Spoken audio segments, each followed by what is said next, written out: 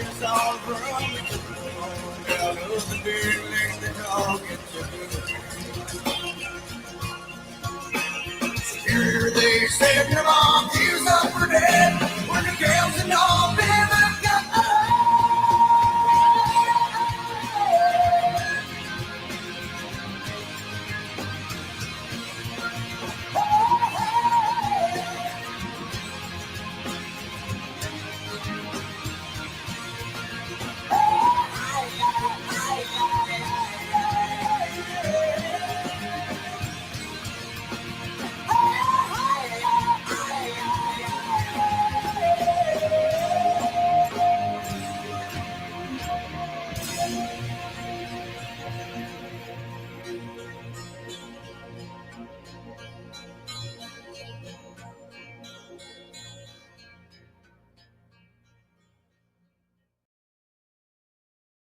Yo, welcome to Smallmouth Crush Live from Smallmouth Crush headquarters up here in upstate New York. I'm your host, Travis Manson, along with Epic Smallmouth Crush headquarters up here in upstate New York. I'm your host. I told you had an echo.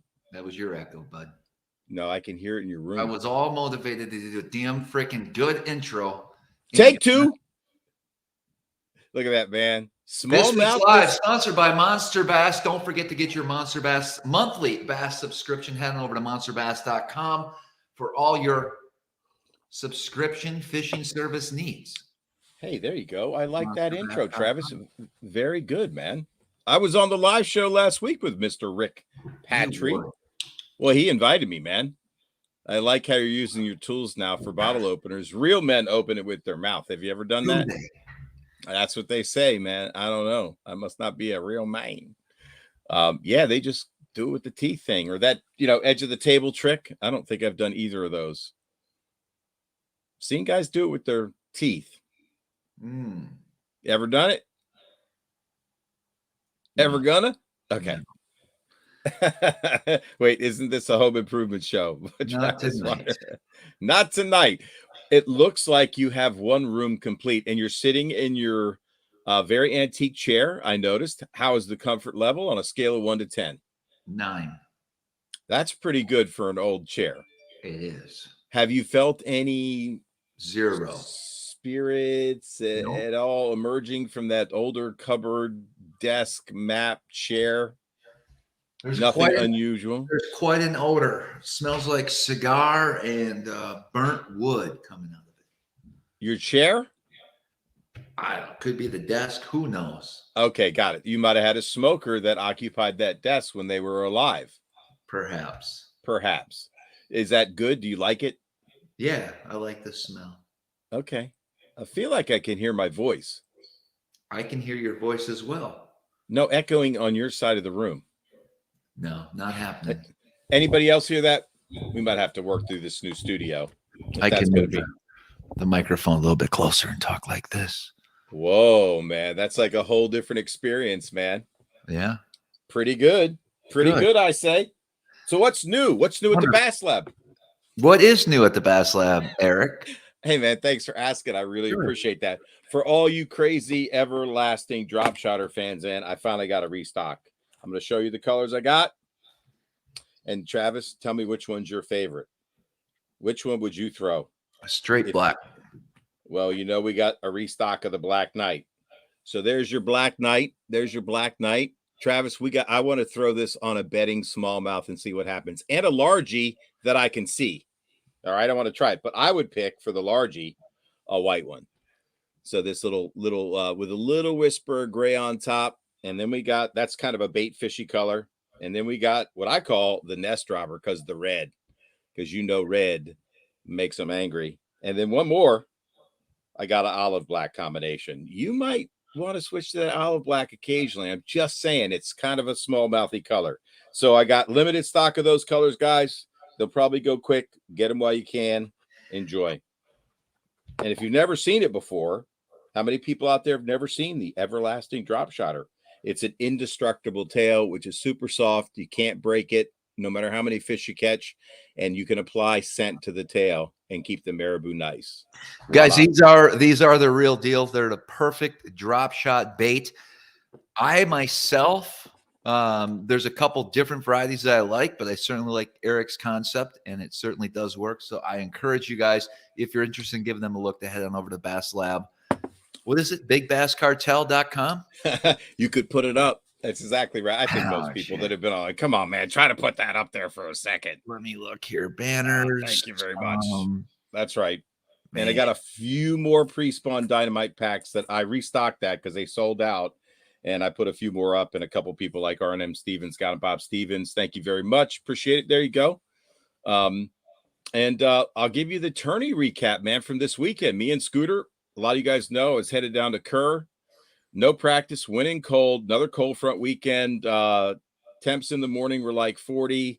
Temperature dropped overnight with that giant windy ass front coming through. They canceled Saturday, moved us to Sunday.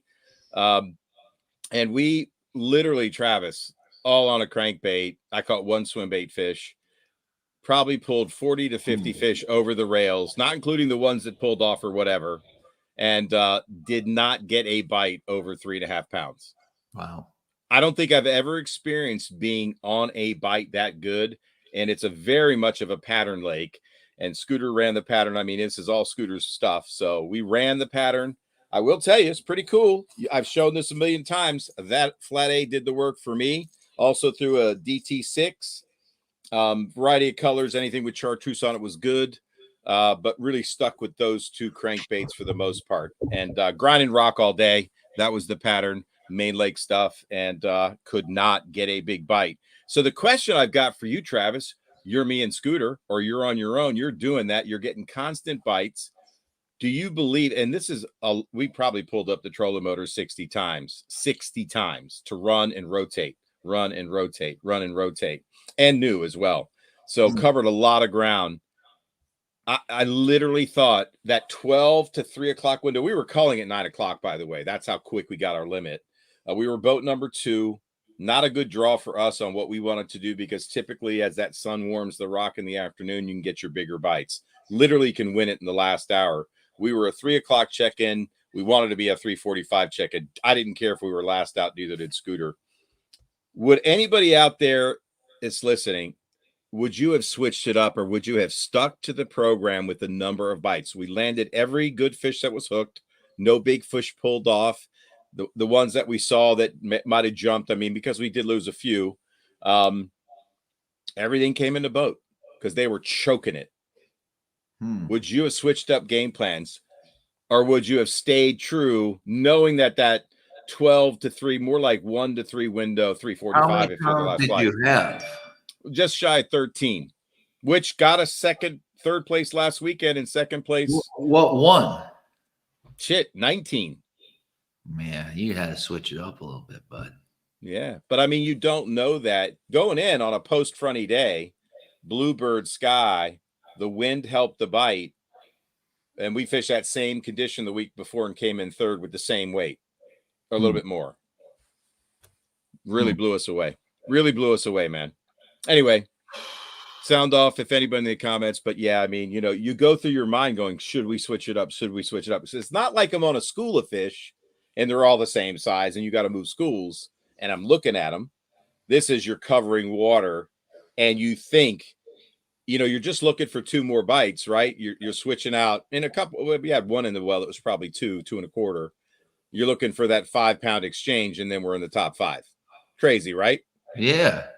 I mean, it's a tough call. I'll be curious to hear Panger's opinion.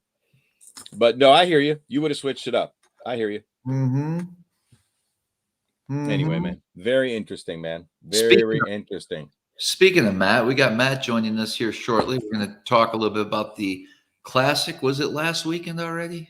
Time's flying. It's crazy, right? You're in a time warp, bro. So I don't even know where I'm at.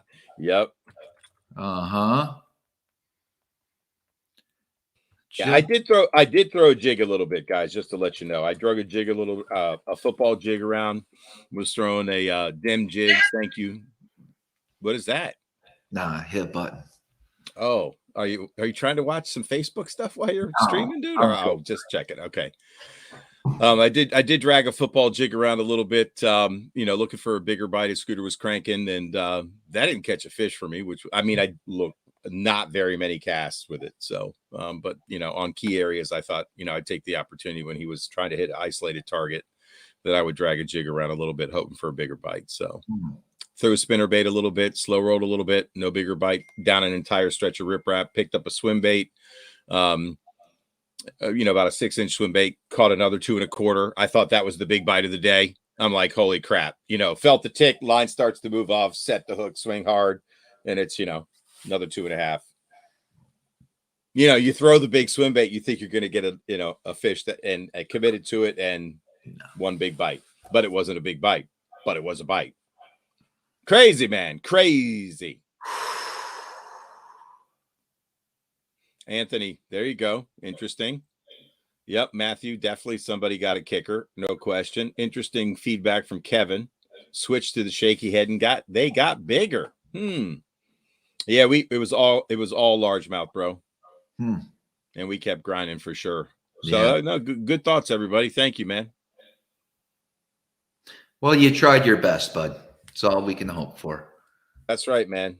We got another one next week, and we'll see what happens. Man, I'm hoping to. I got a couple issues. I'm just waiting on something for my boat, and then I'll be ready to go. But it's been. What are you waiting for? Some batteries. Like to run the whole thing? Yeah. Pretty important. It is. It is. Where are the batteries coming from? Knoxville. You mean like they're ordered and they're on the way, or you're waiting to I hope so. It doesn't sound like they're on the way yet. I hope so. Okay, so you're having to push off clients and guide trips and all that. Yeah, we'll just we'll figure it out here soon. I mean, honestly, you're probably pretty happy about it because I think your heart is trying to finish that house, and I understand. I don't think I'll finish it in the time frame, but yeah. Hey, I got another thing. The Mad Hatter got its first tournament win, man. It played a big part in a tournament win in PA, guys. How about that? 1/2 ounce, hard thumping, slow rolling, good alternative to a jackhammer. This feels completely different. I don't think this is a great necessarily heavy grass chatterbait for snapping, but if I'm slow rolling early spring, dirtier water, that's my go-to. I think that's pretty cool. Yeah. Fresh off the presses. You want to see the limit? Sure. Yeah, I thought you would. Take your time. Hey, yeah. It's right there. That's a 13-pound bag? No, that's not our limit. That's the winning limit where the Bass Lab Mad Hatter played a role in. So it's a 4-fish tournament, by the way. It's not a 5-fish derby. So yeah, man. It played an important part. Pretty happy about that. I'm happy too. Yeah, man. He's about to place another order on the site, so I'll see it come through tonight. Yeah, BTC met him over the weekend. How about that? BTC was up in PA fishing a derby. He caught 2 good ones. They came in 5th. BTC came in 5th. You were on Chesapeake. No, he was fishing in PA. BTC was up in Where PA. Where were you? Down at Lake Kerr. I thought you said you saw him. He called me. So I'm driving home. He called me. He told me because my name came up in a conversation sitting around a boat. And the guy was talking about the bait. And they're all sharing, you know, what they want on. And somebody said Bass Lab. And BTC was like, what? Yeah, it was pretty cool. He sent me a video of them talking around the boat because then Brian starts to film everything that's being discussed. It was really cool, man. I got it. I mean, I don't know the guy. I know he's ordered from the website, obviously. So pretty cool. It's a father-son team, which is really neat, man. They're studs up there. Yeah. Studs. Well, listen, again, we're going to do a little classic recap. We're going to kind of keep this live show short tonight. Bill, who's been doing some work around the house, he gave me some homework tonight, and I've been a little behind. I made a Home Depot run and realized I forgot a few things. So very stressful. On a good note, yeah, JP and John passed their first, I guess I would say their first happens. What's the word I'm looking for? Captain's test? Well, Captain's there's two. license? They passed the first section today. Section is a good word. Who's John? So John's our buddy. He's been here working on the house and stuff. He lives up in near Clayton. Okay. And He's not the guy that guides, right? That's the other guy. Yeah, he's another guy. Yep. Okay, so gotcha. Yeah. Nice. Congrats. Yeah. Things are looking up. Man, aren't they? You sound like it. It's unbelievable. Unbelievable. Well, all right. Just sitting here waiting for our guest to arrive. Oh, okay, gotcha. So what else, man? When's your first guided trip on the Chesapeake that you've confirmed? I don't know. It's coming up. I got to get home pretty soon. Why so vague, bro? What do you mean? Just do you know what the date is? I mean, you're normally pretty good with your calendar. Yeah, You've got it set up. So when you say you got to get home pretty soon, are you talking about you're coming home in April? Probably you next might come week. home in. I gotcha. Yeah. Next week. Okay, 10-4, man. Yeah. 10-4. So are you guiding next week or are you just coming home? Yeah, I'm gonna get out there and get on the water, of course. But so you're waiting for the batteries to show up at the house in PA? Yeah. Okay, gotcha. Yeah. And you're waiting for a shipping confirmation because there's no need to go back home. I mean, you could just keep rocking on the house. That's right. Okay. Yo. You ready, Holmes? Yeah, Monday night. Oh, it's tonight. He thought it was Tuesday night. All right. Well, show's canceled. See you in a little bit. All right, later. Okay, so I guess he will be joining us shortly. Okay. So he thought it was tomorrow night. You guys, did you talk? Yeah, I talked yesterday.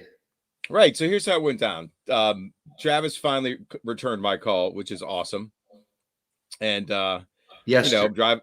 Yeah, right. I'm driving home from the tournament, and we're like, you got any guests lined up? And I'm like, no. Do you? And he goes, no. And I'm like, let's brainstorm a little bit. So, we rolled through some options, and I'm like, man, it just kind of hit me. I'm like, did you realize the first two Elite Series tournaments? Correct me if I'm wrong. Anybody out there listening? Were literally live scope played a huge part. I mean, the Cowboy and the other dude, Rivet, right? I think it was one guy in the canal and Kissimmee Chain, and the other guy, down at I don't know, some lake in Texas. Yeah. Now, is he a in real Timber. cowboy or is he a fake cowboy? I don't know anything about him. I thought you don't watch that stuff. I don't. Do. Cowboy. You kind of know. Well, you were asking. I don't know if he's a real cowboy. That's just part of his. I don't know. Well, ask Matt. Matt is like wired into the professional bass fishing scene. So, and then Gussie wins on the freaking hover minnow thing or whatever, moping technique. Yeah. Have you ever moped for a smallmouth? All the time, bud. Yeah. What? Okay, let's hear about your moping technique. Very effective, but also there's a time and place for it. But I find a lot of times I can drop shot them just the same. I got you. So what do you mope when you're moping? Okay, so because I kind of helped design it and I'm in love with that bait by Great Lakes Finesse, that drop minnow that we created is actually a really good bait for that technique. So I'm going to call it demiki rigging, right? Yeah. Well, demiki rigging, I thought personally, was more of a vertical presentation. And then moping is when I cast with a very light head and allow that thing to sink through the water column slowly. I'm moping it. Okay. I'm going to call demiki rigging it. I call it both. So for me, if I see one under the boat and I drop down on them, great. Otherwise, well, that's drop shotting. No. That's demiki rigging. Oh, okay, gotcha. I thought you said when you drop shot, you could drop down on them, right? I understand the difference. And then if I see one swimming that's suspended or whatever the case, and I want to cast to them, I'll do it as well. So you'll pick up a different drop shot rod because wouldn't you have to change your weight? I mean, if you're dropping, I don't know what depth you say you saw them in, but I'm assuming you're in that 20-foot range if you're vertical dropping.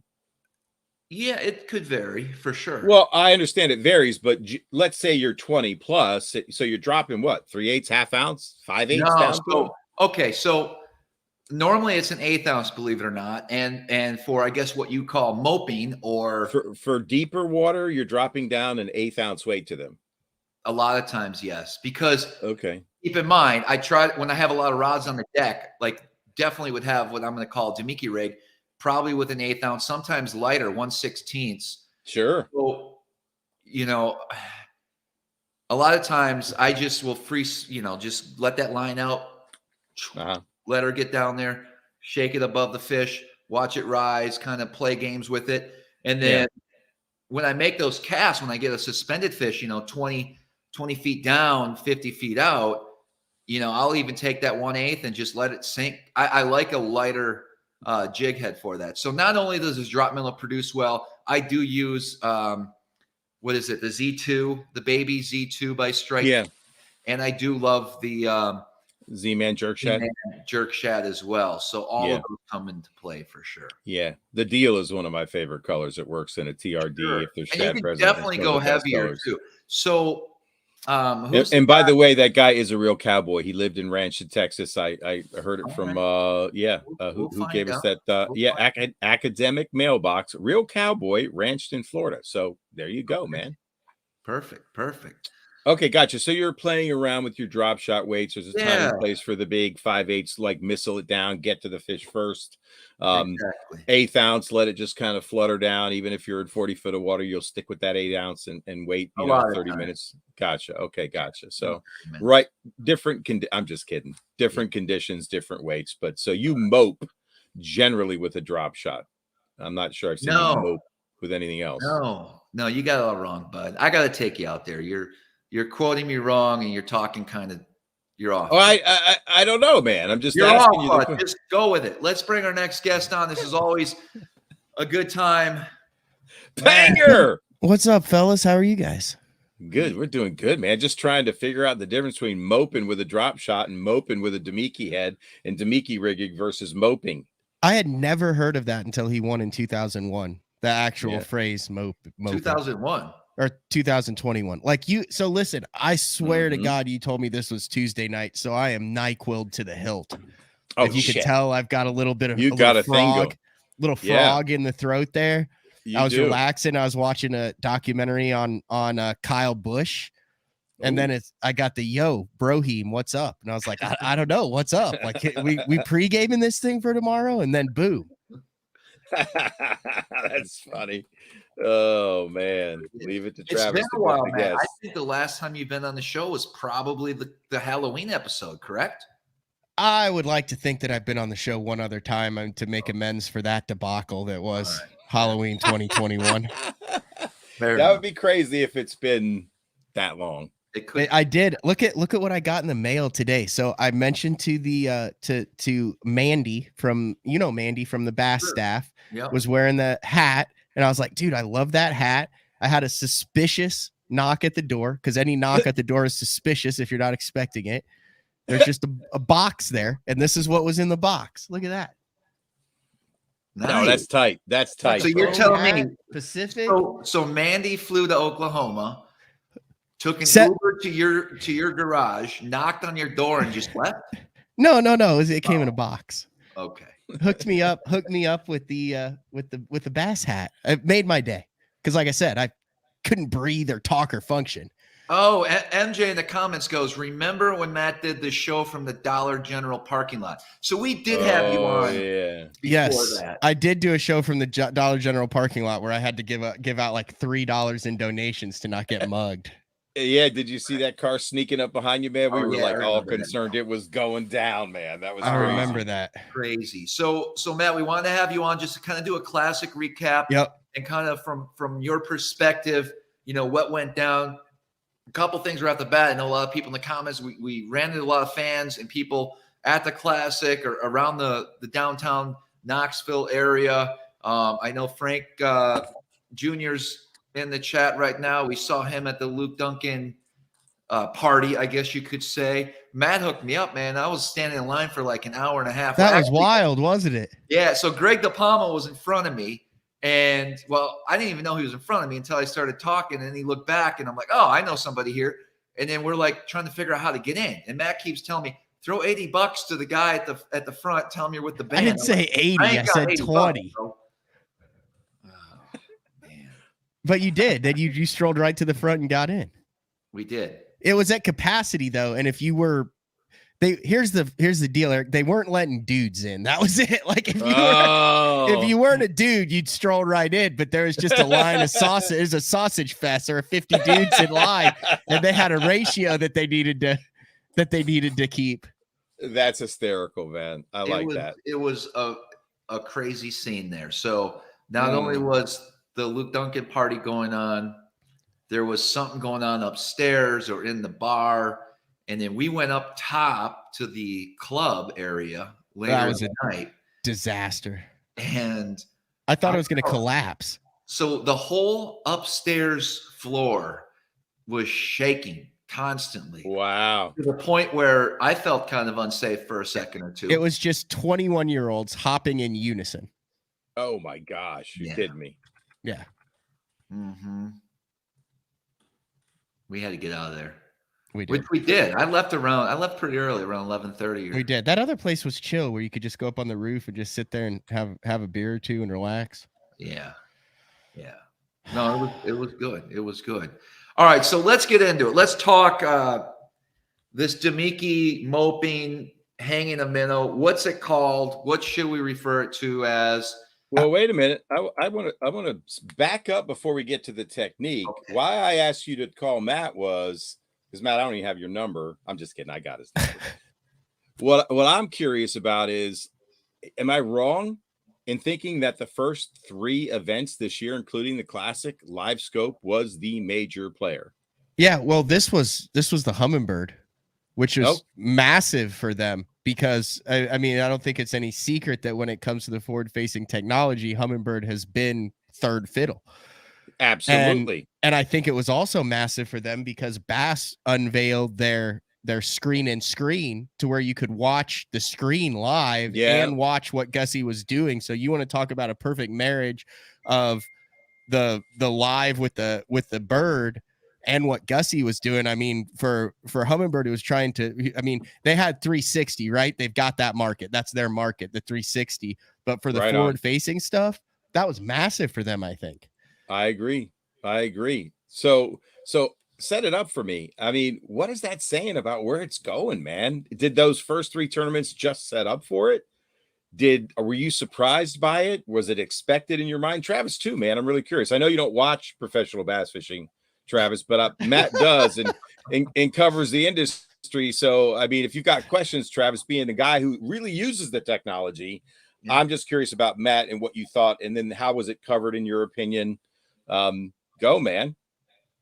I mean, I think we're still learning how it's utilized. I think you're going to see it utilized in part in some form of the top 10s throughout, because you have guys who are specifically that. But I mean, I look at it the same way. Like, let's say you didn't have forward facing, or you don't have an Alabama rig or something. Like, no one was saying like, oh, well, you know, the first 3 of the year were one on a jerkbait. Like, how many times has that been said across the Midwest? Or, oh, up north, it's going to be one on a drop shot. Like, it's the exact same thing. There's just certain things that set up for it. So I think it's just because it's new technology, it's kind of getting an unfair rap. But yeah, I mean, Gussie was doing that way before forward-facing sonar. I mean, 20 years up there at where he was with the moping and that technique and the ice fishing. He's doing it with a Vexlar. He's doing it with 2D.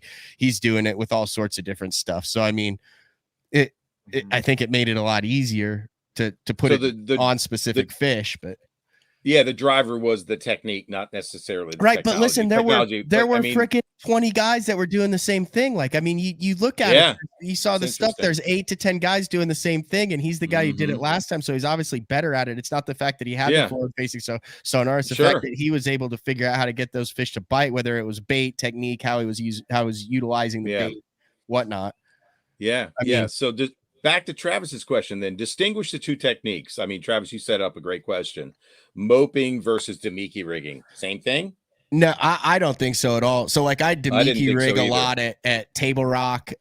You saw Michael Neal do it in a BPT at the Red Crest at Grand last year. It's a big bunch in the Ozarks, but to me, that's more of like a pitch and a pendulum. Okay. When you have like suspended fish in the wintertime, like on Table Rock on the tops of trees or under balls of bait, and you're pitching it and you're letting that bait come back, and they're that's what I would call a demiki. Okay. Moping to me is the just straight down vertical, holding it absolutely still, getting the fish to come off the bottom and interact with the bait otherwise, instead of actively targeting the bait and pitching it. So demiki would be I thought it'd be interesting. So not only straight down, but if you saw fish 50 feet out, 100%. Like at Table Rock, that's how it's done. I mean, you're pitching it through the balls of bait on like a 1/4 or 3/8 ounce. Oh wow. Okay, got it. I thought it was complete opposite. I thought demiki rigging was vertical, moping was casting. That's just to me. You ask what I thought it was. I mean, there's a bunch of different. Yeah, there's a bunch of different ways. I mean, it's kind of like saying you're throwing a Cinco. I mean, did you have a nail weight in it? Were you skipping it? Were you wacky rigging it? Were you Texas rigging it? Were you dead sticking it? Sure. Very interesting. Does that make sense? You agree with that assessment? I agree. Me too. I kind of consider them both. Like, I don't know. I just have a jig head with, say, a Z-Man, or whatever, the drop minnow. And if I see a fish on the graph straight down, that's up 5 feet, I'm going to drop down to him, right, and shake it and just keep it right there. Or if I see one out, I'm going to cast to it and pendulum, and then kind of rod tip up and shake, and bring it through. The guy who taught me this technique, his name's escaping me now. He's on the Elite Series. He's on the Elite Series from Connecticut. Why can't they? Paul Mueller? Yeah. So Paul took me out, 3-4 years ago, and that's what he did. He targeted summertime smallmouth with a demiki rig, but it was a 1/16 ounce head. It was over 20 to 30 feet of water. It was a small little Rains bubbling shaker. And he says, this is the only way you can catch these, the bigger smallmouth are so conditioned and smart that you're looking for these suspended fish off of this hump. And I watched him do it. And that's incredible. That day, I implied that technique now for 3 years in a row in the places I fish, and I'll always have one tied on. But my point is, a lot of times I can get those same fish to go with a drop shot. I would agree. I use it more on so really the time that I learned it, the last 4 years I've been on, when you're on Table Rock in the fall and in the winter, is when you have bait that is like 20 to 30 foot down. The trees are in like 50 foot and there's like no man's land, right? So it's not a great spot for a drop shot. They're keyed on the bait and they're suspended. So I'm like pitching it and letting it spiral down on a little bit lighter head, or leading smallmouth or spotted bass that you can see the groups of the big balls of bait and then the individual fish underneath it. Like the craziest time that I've ever seen it, and I had a 20-pound bag on Table Rock, is just no joke. Holy moly. No joke.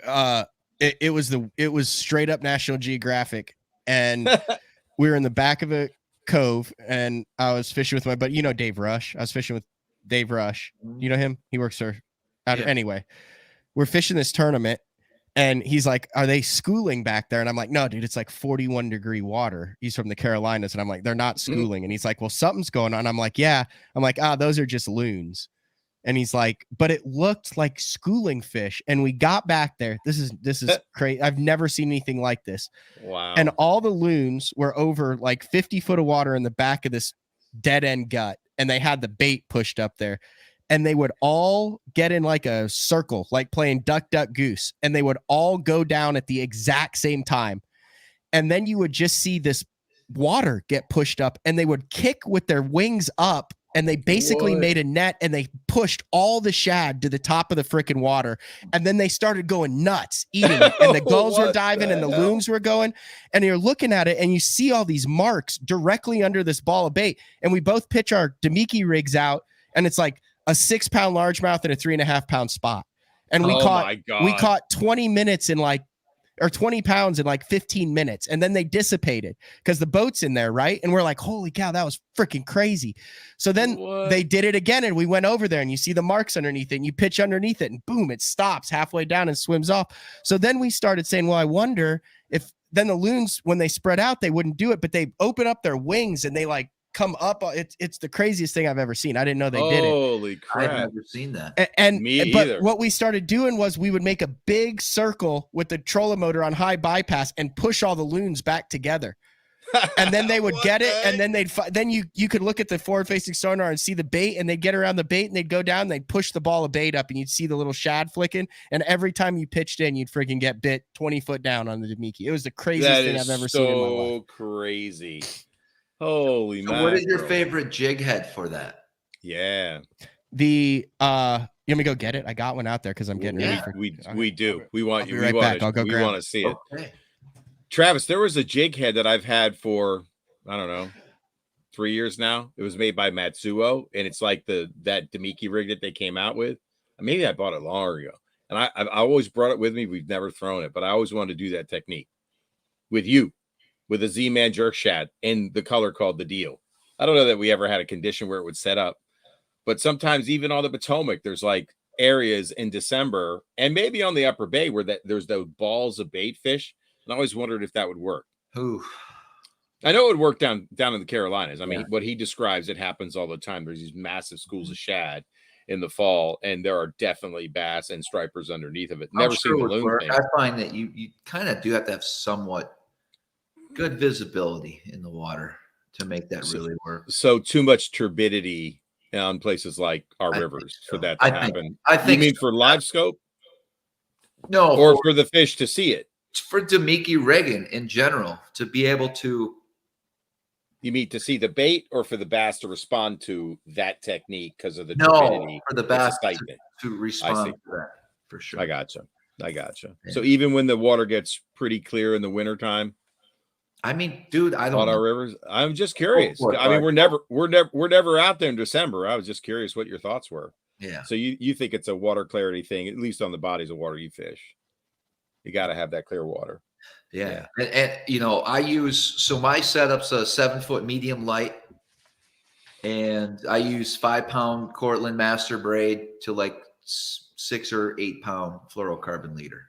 Yeah. All right. Let's hear what Matt's Moping demiki rigging setup is for largies and spots. Same. All right. I'm going to do that, Eric. All right, hold on. Let me see if I can get that bigger. Ooh. Is that the one?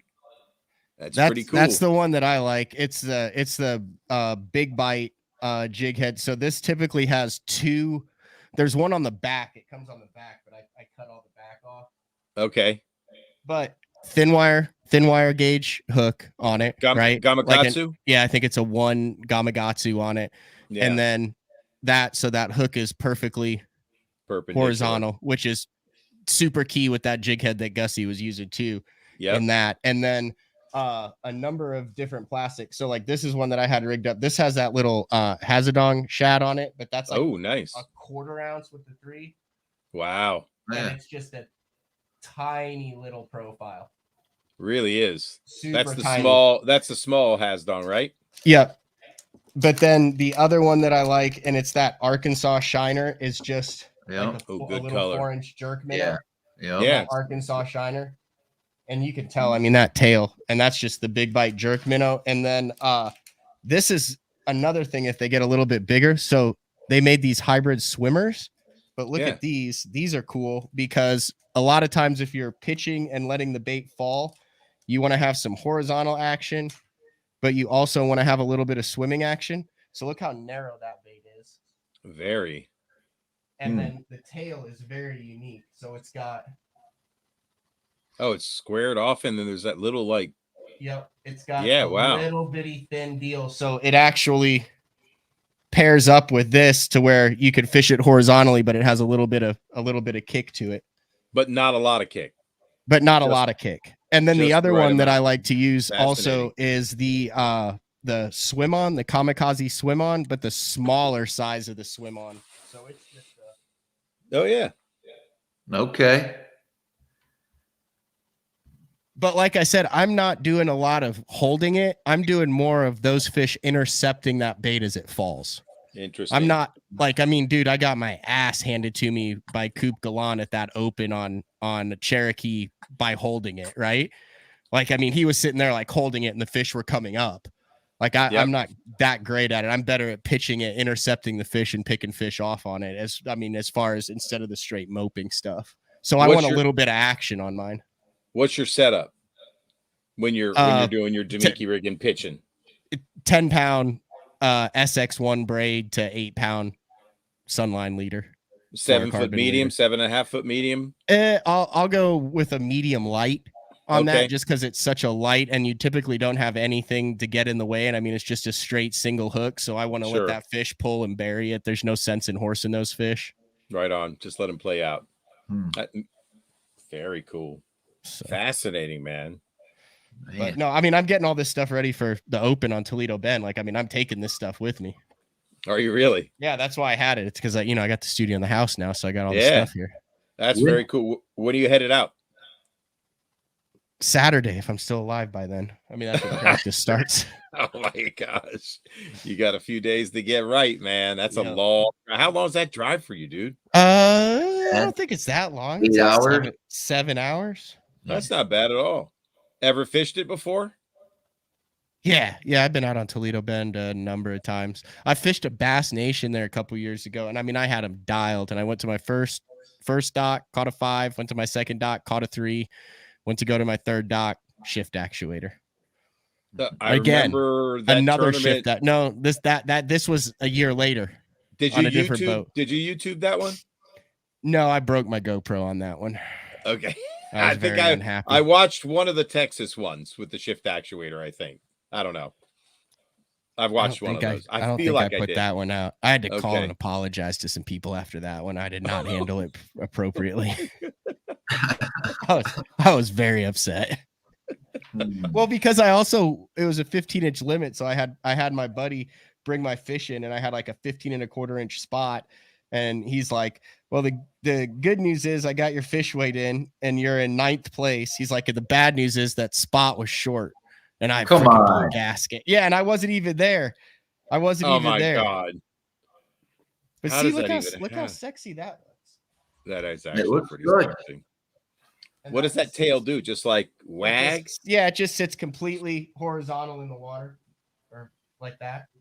Yeah, that's very shady. It just has a little action as it falls. Mm-hmm. Very shady. But I mean it. Nice.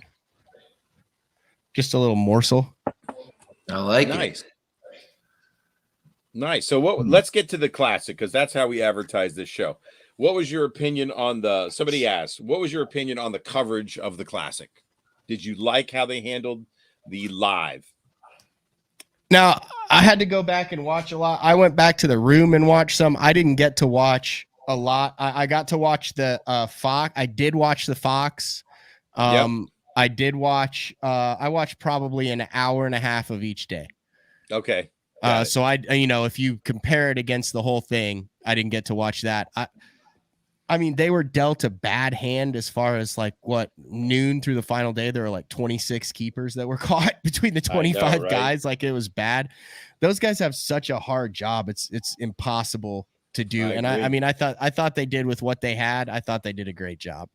Yeah. Yeah. Do you think they think about that when they book a classic for a certain town to say, wow, this could suck? Yeah, but I mean, Ott caught him in 19, and there were big bags. I mean, Zaldane had a 20 bagger on a freaking swim bait in 19. The river played. You had chatterbaits and docks. I mean, they didn't know that there was going to be such changing conditions, and the river was going to be so low that the flat sides and the chatterbaits weren't going to play as much, and everybody was going to be trying to copy what was done in 21. I mean, and this time of the year, I mean, you're typically, unless you're in Florida, you're not going to have a slugfest.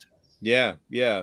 Has there ever been a discussion, to your knowledge, of moving the classic from, like early winter in some places or late winter in some places to like more favorable weather conditions?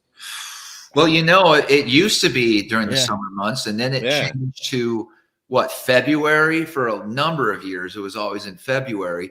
And And just then they what, did the it. last 4 or 5 years, it's been in March now. They've had a couple scares. So like the 13 Classic at Grand, the ramp was kind of frozen. And then Casey Ashley's Classic on Hartwell, they kind of pushed it a little bit. Even Alton's Classic in 08. Was the Grand Lake, was the Yeah, last the one in Cliff. Tulsa? Well, no, that was when Cliff Pace won. And then it was either 17 or 18 when Edwin won. Yeah. But I'm just talking about going real early to places that were sketchy weather-wise. Yeah. Well, when would you like to see a Classic held? If I you mean, were running it. I like it. I like it where it is now, but I also think that you take a big section of the anglers out of play who excel in the summertime, and I also think a August September Classic is awesome too. I would like to see it flip flop, but I mean, kind of like starting the year off, everyone gets together. You've got a couple of those events under your belt, and now you're freaking off and rolling. And obviously the attendance didn't suffer. I mean, it's freaking wall to wall. Oh, sure. So it's hard to argue with it this time of the year, but as an angler, from an angler's perspective, I think I'd like to see it moved around. Give those guys in the fall a chance. Give the summertime guys a chance. Give the northern guys a chance. Yeah.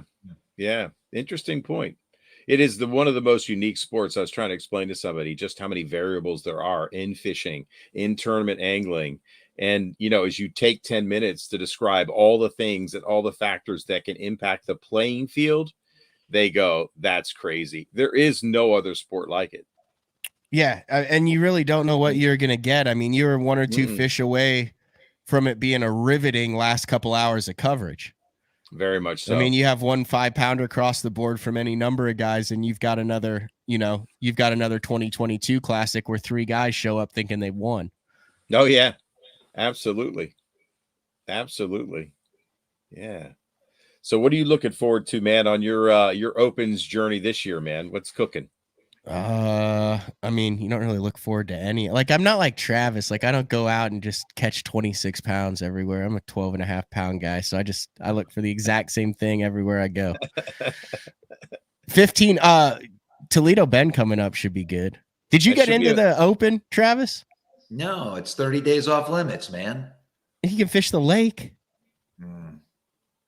What lake? Ontario. What are you trying to get? Oh, gotcha. Thousand Islands. There's an Open on Thousand Islands. Can you, Travis? You got to try, bro. The problem is, Eric, I can't be on the river for 30 days prior. When is the Open? Is it July? July 20th, 21st, and 22nd. Bro, I wish. I can't do it. Because you're going to be guiding up there. I got trips like you wouldn't believe, and it says shots at the Classic, bro. No, you'd have to fish all of them. Yeah, you would have to fish oh, that's just for the win. Watts Bar. Watts Bar and Bugs Island next week or in a month. Bugs Island. You know anything about that pond? What, are you kidding me? Yeah, a little bit. Yeah, it's gonna Never be been there. What? No, it's everyone says that Oklahoma guys are gonna like that joint the first week of May. You will love it. It's gonna be it's a great pattern lake, so that's the good news for you. You run pontoon cruises on the river every night, Travis? That's why you can't fish the Open? Is that what you're saying? Well, that was part of the plan. Pontoon cruises at night. Now that I'm up here, I would like to do some pontoon cruises. What? Matt, like that. I could just see, if you look to our left, you'll see the castle. No, I'm serious, you guys. It's a big deal. I'm thinking about expanding and running those types of trips. Maybe not this year, but definitely in the future. I mean, why not? I got big plans up here, man. He does.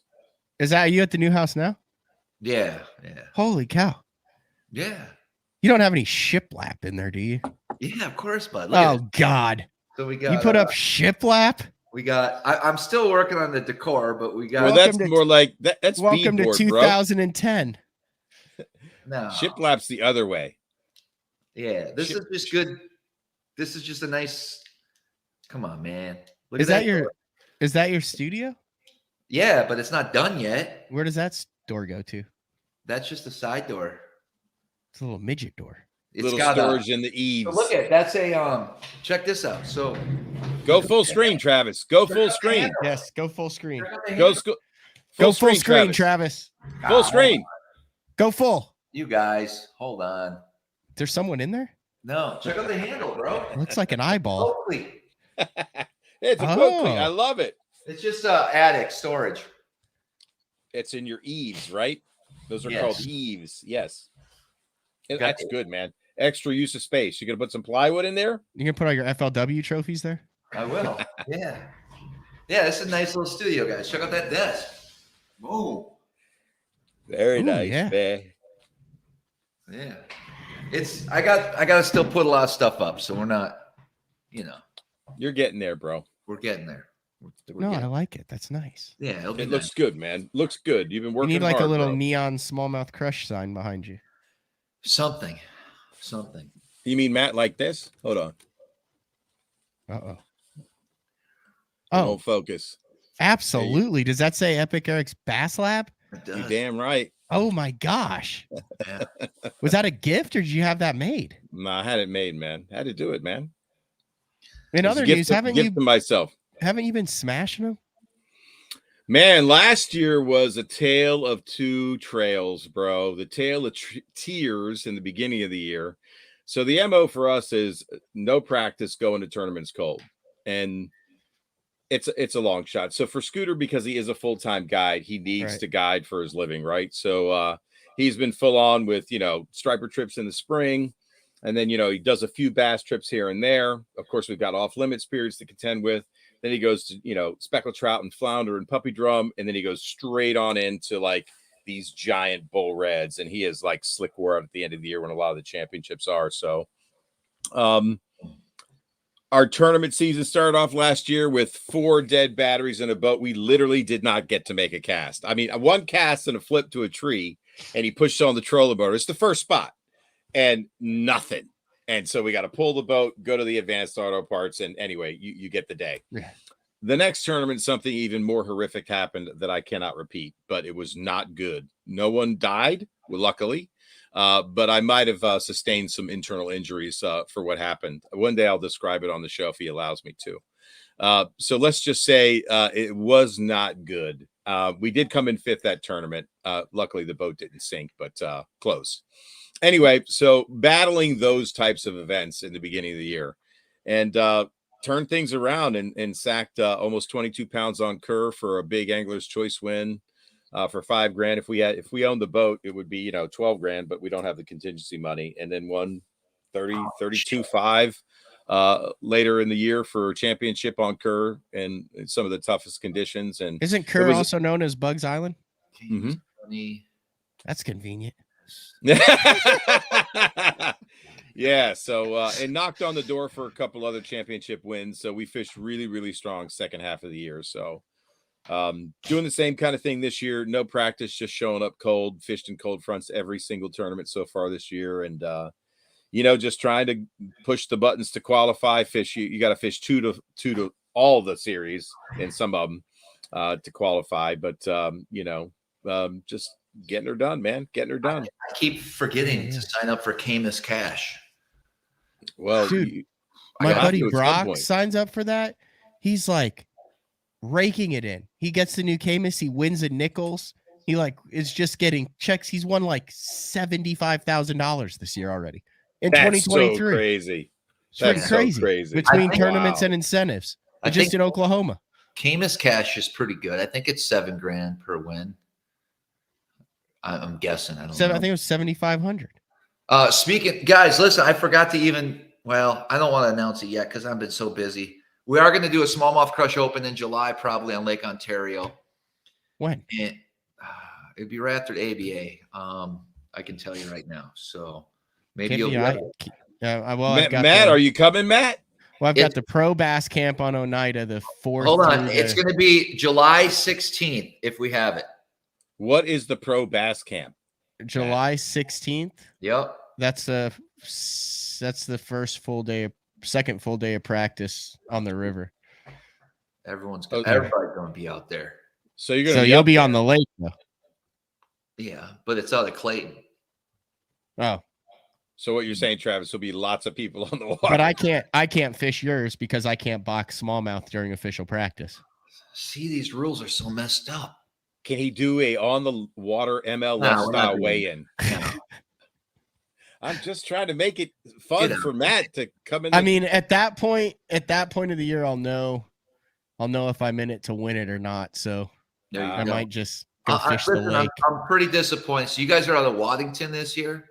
Yes. Yeah. So listen, I'm up here now forever, so I'll have plenty of opportunities to fish some bigger events on the river. It's not going to kill me not to be part of this one, but listen, I think Bass does what they do every couple of years. They change the way the opens are. So maybe there'll be some changes in the future. Who knows? Yes. If you want to know what they're going to change them to, just look to where I finish, and then they'll change them to where I made them the previous year under the new rules. What place are you in right now, Matt? I am all the way in 38th, but we've only fished one of the 9, and there's 170 some that are fishing all of them. So I'm thrilled with that right now. Okay. Solid finish. What are you looking forward to the most in terms of open tournaments this year? Bugs Island, Eufaula, Oklahoma, and the St. Lawrence River. Okay. And Lake of the Ozarks. It's a good schedule for me. When Lake of the Ozarks. When is your no information rule up on Bugs? 5 days before the tournament. Oh wow. First week of May. Okay. They did a weird thing. They did a 30-day off limits, but only a 5-day no info, which it's always been the same way. It's been like 3 days no info in the past, so it's not. When are you where are you launching out of? Do you know the ramp? No. You need to look that up for me. All right. Can you still get info for that? Yeah. Yeah, he just said 5 days before the tournament. You can get info for an open up to 5 days before the event now? You've always been able to. You've been able to get info up until okay, but you can't fish the Monday. Water? Correct. Right. You have a 28 to 30-day off limits for the water, but only a 5-day official practice off limits for information. Is there still a chance to get into the open here on the St. Lawrence? Is there openings? I don't know. What do you think? I would think that since it's not the first one in the series and it's over halfway through the year, you might have some guys that drop because it's a long way to go from that if you're from like Arizona and you've sucked for the first 5. So I think that there might be some. The problem is I have so many trips in June. Yeah. That I know you're really limiting yourself. You're going to be doing the Henderson river. Harbor yellow perch in order to. That was epic. drum. You know what epic was? I wanted to flex a little bit that day, and so you guys probably heard the story, but taking Matt to a spot and kind of like let them know, hey man, I kind of know what's up. And you bang that 6 right there. I was like, yeah, that was awesome. You were with us, Eric. Shit. Yeah, the whole perch jerking thing. It was fun, man. Like, watching all that going down. I love that the most. Over my head. That was so much fun. I freaked out when I saw that old beast, man, when you grabbed that thing. But then you caught bigger the rest of the week. So it's like, big deal. My last cast of the trip. Last cast of the tournament. 6'6". Yeah. That's so crazy. I was moping and Ned.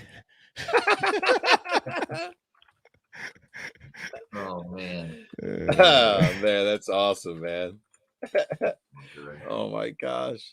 That's crazy. That was hysterical. I was cracking up. You guys tried to pass off the shitty rod to me, man. I got the Bass Pro Shops ultralight. You guys got the fish the nice Legend Extreme ultralights. I'm like, okay.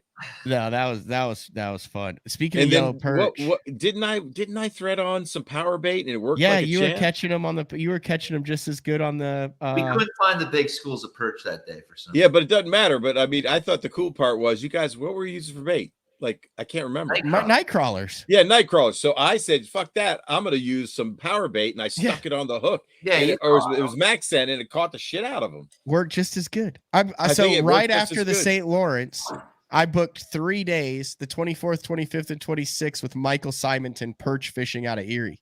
Did you? No, with my dad. Did you crush them? I've never been. Oh, you're going. Yeah, I'm going after the St. Lawrence. Yeah, this year. Holy hell. Well, he said we needed to do 3 in case one day got blown out. But I mean, you could never have too many yellow perch. All right, that's fine. Are you staying here, dude, for the tournament or what? I told you you're invited. You're welcome. But all right, if that's the plan, I'll stay there. How far are you from Waddington? I don't know. I have to look. You don't look now, bro. I'll look right now. Hold on. But I'm not far from where you need to be. Okay. That's even better. Where you need to be is in Travis's brain 5 days before the tournament. Yeah. Now he's stuck in his own ways. I know what he's gonna do. So are you Is saying it gonna work? Is stubborn as you? So. Is it gonna work? Maybe. What? All right. Now I'm intrigued. No, it's too long, bud. From my house to Waddington's an hour and 20. That's not bad. But from my house to say Clayton is 25 minutes. I don't mind an hour and 20. I'm driving an hour and 20 at Eufaula. Yeah. I don't know. Plus, we'll cross that bridge when we get there. Plan on it. I mean, if as long as I don't have to sleep in that room with the midget door. No, you'll get you hooked up. The midget door. You can sleep in my bedroom, bro. There's 4 midget doors in this house. Oh, did you get an Underground Railroad house? No. Isn't that what those doors were from? No. They're portals, man. We stayed in a house in Wisconsin that I think was an Underground Railroad house. That's so crazy. Yo, man. seriously, it had it had like secret passages between rooms and stuff. And like, I was supposed to stay there by myself for a night, and I drove all night instead of stayed there by myself. Like there was some stuff going on there. And then like 2 years later, Scott Martin and his crew stayed there, and they did this whole thing on the haunted house. And I was like, that's the house. Like it was the exact house. I was like, it validated everything that I had said. I freaking love it. Oh my gosh, Travis, man, could you imagine staying in that house? How old is this house, Travis? Oh, this is a new build. This is it is. Yeah. But everything he's brought into the house has wait a minute. Everything he brought into the house has a lot of spirit activity. Studio vintage. I have vintage stuff. But is it new vintage or actual vintage? No, this is real vintage. This desk is from 1902, during the fucking reset. You know, it's from what year? 1902. So someone could have been murdered at that desk. They weren't murdered at this desk, but that's what I was thinking. They melted. Well, I don't understand. How did it survive? So it was. We're not so many questions. We're not going there. So many questions. Regionalized, Eric. The last reset was regionalized. It wasn't the whole world. Oh God, you're still on the reset. You were on that at the Classic. Dude, he's deeper into it than he's ever been. He was at a table with like 4 guys he didn't know and me telling us about the 132-year-old reset. And everybody was like, 2 more over here. What town are you in? That's the truth. I mean, what town are you in? Calcium. Just what? like calcium. Like calcium? Yeah. Like it's mineral? Basically Watertown, bud. Man. They named a town Calcium? They did. Have you ever been to Thompson Park? No. It's in Waterton. There's a vortex in that park, and over the past century, folks have regularly disappeared from Thompson Park. Is that what they're saying? I'm reading it right now. Hold on. You gotta go. You gotta research that. In Watertown? Yes. Thompson Park vortex. Shut up. Thompson Park vortex. Watertown? Holy shit. It's a thing, isn't it? It is. I told you. So don't take that lightly. Like stuff, like people talk about this stuff because it happens.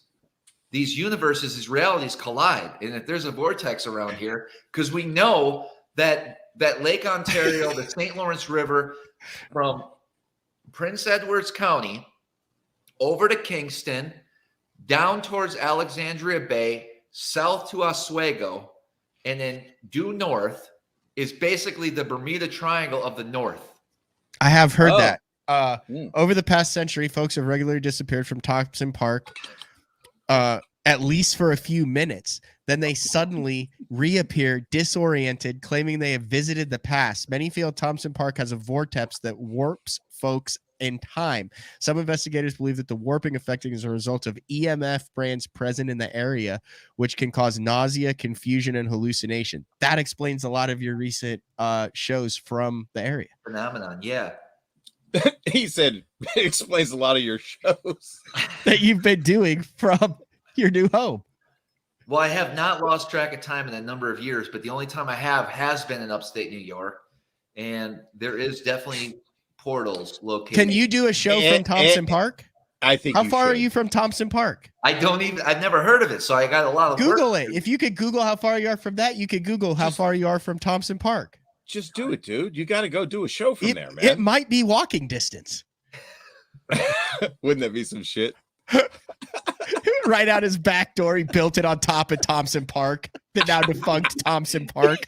He's at the property line of Thompson Park. He's at the exact the mini door is the vortex. Yeah, Travis, what if you open that door? I'm going to Thompson Park. It's only it's 5.4 miles away. Oh my gosh, that's literally out your back door. Yeah. This explains a lot. 5 miles from here is an actual portal that's been confirmed. Confirmed? By many people. Okay. Interesting. Yeah. You're going to have to spend some time there. I will. Are you sure? You're not scared of it? You want to experience it again? I am not, because listen, I live in no fear. I have a no fear tactic because I know what happens, the reset. I know what this whole reality is. I would have no fear going to Thompson's Park. I got you. You're scared of, you're fearful of some houses. Not really. In spirit. Not anymore. I used to be, Eric. The old me was. Okay. I'm just checking, man. You know, don't get upset, bro. Don't get. I forgot about the spirit thing. I didn't know that you were cured of that. I was. So you would go back to that house that you stayed in New York right now. Watching this live, I just want to thank everybody. Sometimes we do go off on tangents. I'm big at bringing the truth of our reality to our viewers, as well as, of course, great fishing content. Your truth. You never know what you're going to get. That's true, but it is your truth and your reality. It's not mine. I just want to make that clear. There's a lot of stuff out here on Thompson Park. Like a lot. Like we're talking some reputable, like Stranger Dimensions doc. Like we're talking some reputable things with Thompson Park. Sure. This is perfect for you, Travis. You got to be excited. You bought a house 5 miles from Thompson Park. I love it. I mean, I am not staying at your place anymore. Oh my gosh. I can't wait for the live show. You got to be there right at dusk, just with a light and a camera and a GoPro. Go live on YouTube. Does it give you any marks of like where you should stand in Thompson Park to experience the memory hold on. loss? Constructed in the 1920s. Okay. Thompson Park is often referred to as, quote, Waterton's Area 51. Ooh. The plot paranormal Travis, activity. You've scored huge. Well, you know, I did see that first UFO out here. Well, tell us about that. And what makes you think it was a UFO? Thompson Park hosts annual events celebrating its mysterious nature, which draws hundreds of paranormal investigators, UFOologists, and folklore enthusiasts to the surrounding area. That is so cool. Is that good for business? The plot thickens. I have some GPS coordinates of the exact location. I think you need to send those to Travis. Well, this is the first UFO sighting. You see that? The black bird that's flying. Right below the crow. You see that? Go full screen. Go full screen. Hold on. Look at that's it right there, guys. Full screen. Full screen. Go full screen. I can't and do both at the same time. Okay, we'll go full screen, then do that. Jesus, it's just a. Hold on. All right. The white speck? That is the UFO. Okay, what's it doing?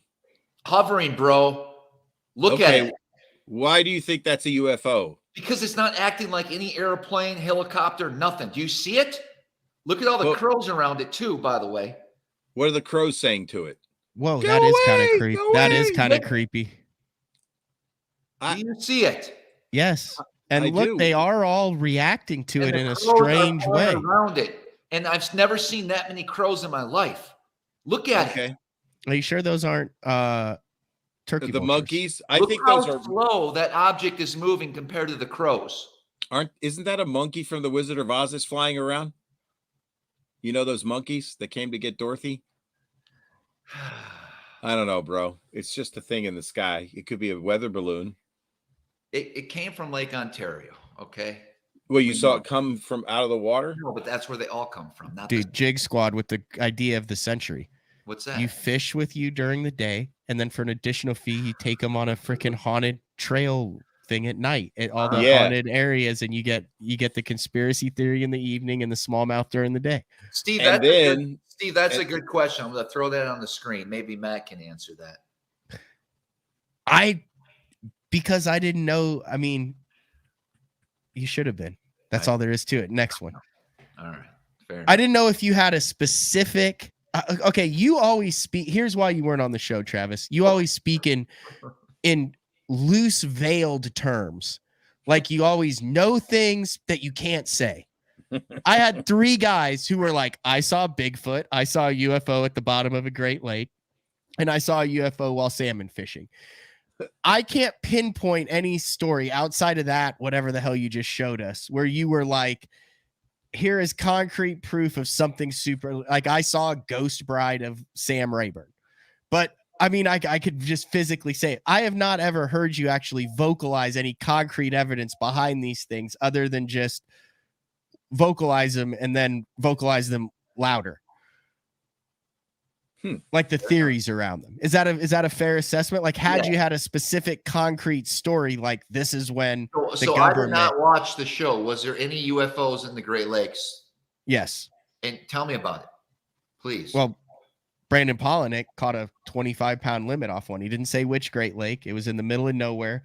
It was roughly the size of 3 football fields. It had hallways that he could see on his 360s. It was in 50 to 60 foot of water. It was on no mapping whatsoever. There was no contour change. There was a core to it, and when he dropped his drop shot in it, it spooled the entire reel and never stopped. That's if he's doing a joke on everybody, it's the best joke I've ever heard. I have actually seen the screenshot photos that he took with this cell phone. I know where it is. It's on Lake Ontario. It is not on Lake Ontario. For real? It is not on Lake Ontario. And it is 20 miles from land. And there is nothing marking it, nothing. He found it trying to find. He had a day that it was calm, and he said he was in the middle of nowhere and he was running, just trying to find a boulder, a depth change, something, and went, whoa, what the hell is that? And spun back around and ended up on top of it. And he said that first day he had a 25, 26 pound limit. He has never caught a fish on it since. And he stopped there every single time. And he's never seen another boat in the area. He said it's completely circular at an angle, like symmetrical. And when you sit in the middle, you can see just say it, flying saucer. Yes, it looks exactly like a flying saucer. They come from the lake. That's the thing, you guys. They come from water. I have personally seen the pictures from his graph. He came in that tournament and was showing people like, look at this. And he's got it on a hard drive somewhere. Wow. So that was the story. And then, Matt Steffen had one like in his headlights on the way to a tournament with a tournament partner in an area that has a Bigfoot. I mean, he's got stories out there of it. He's done it. Like, I mean, he was approached by the Bigfoot shows to be on it and turned them down. No. It's an interdimensional being. Like, So do you have anything like that?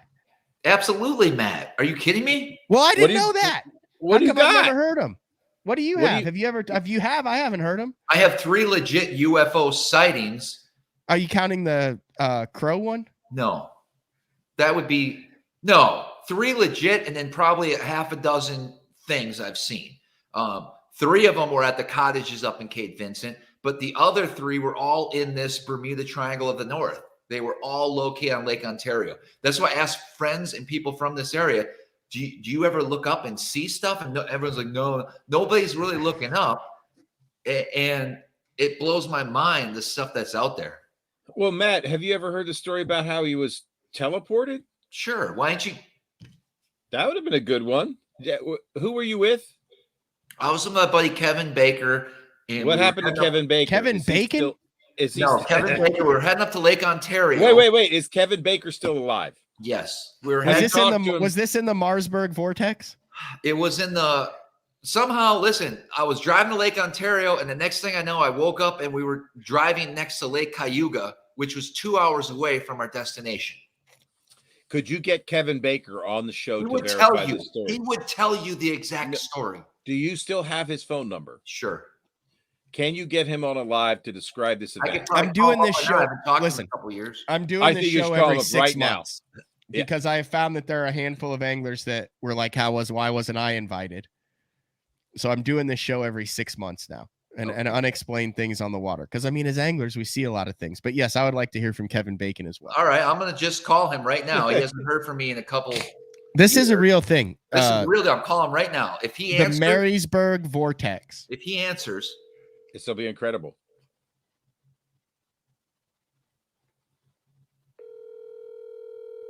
Calling Kevin Bacon. 9:15. Not too late. Come on, Kevin.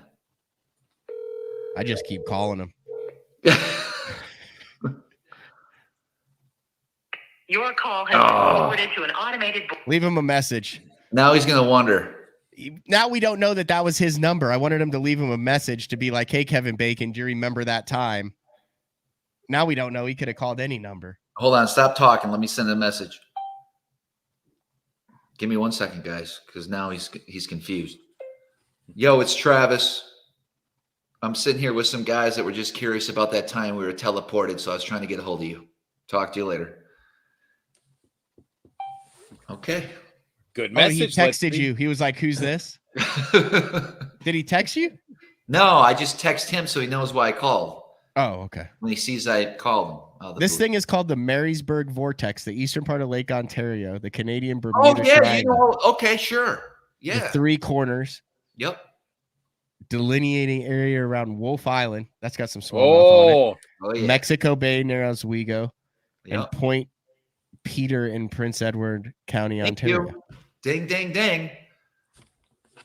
Well, isn't that also like the roughest part of the damn lake where everything sinks because of poor shipmanship? I'd say so. It gets pretty sporty out there. Can I tell you another story? So yeah. I'm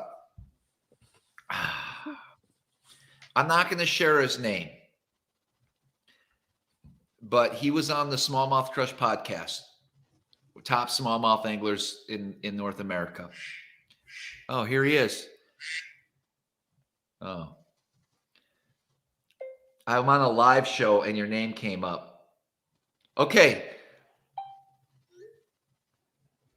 Can you take a 4-minute call?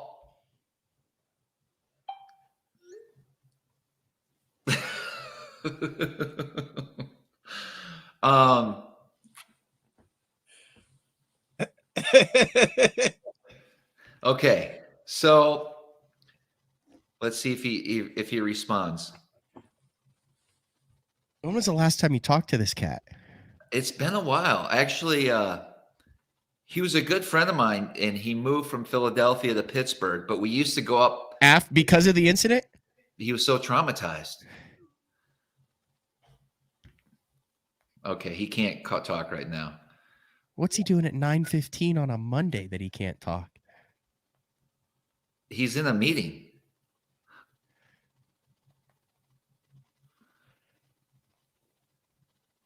All right, that's fine.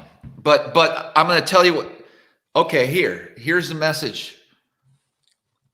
He goes, sorry, out with my team of GMs, but we definitely traveled through space and time.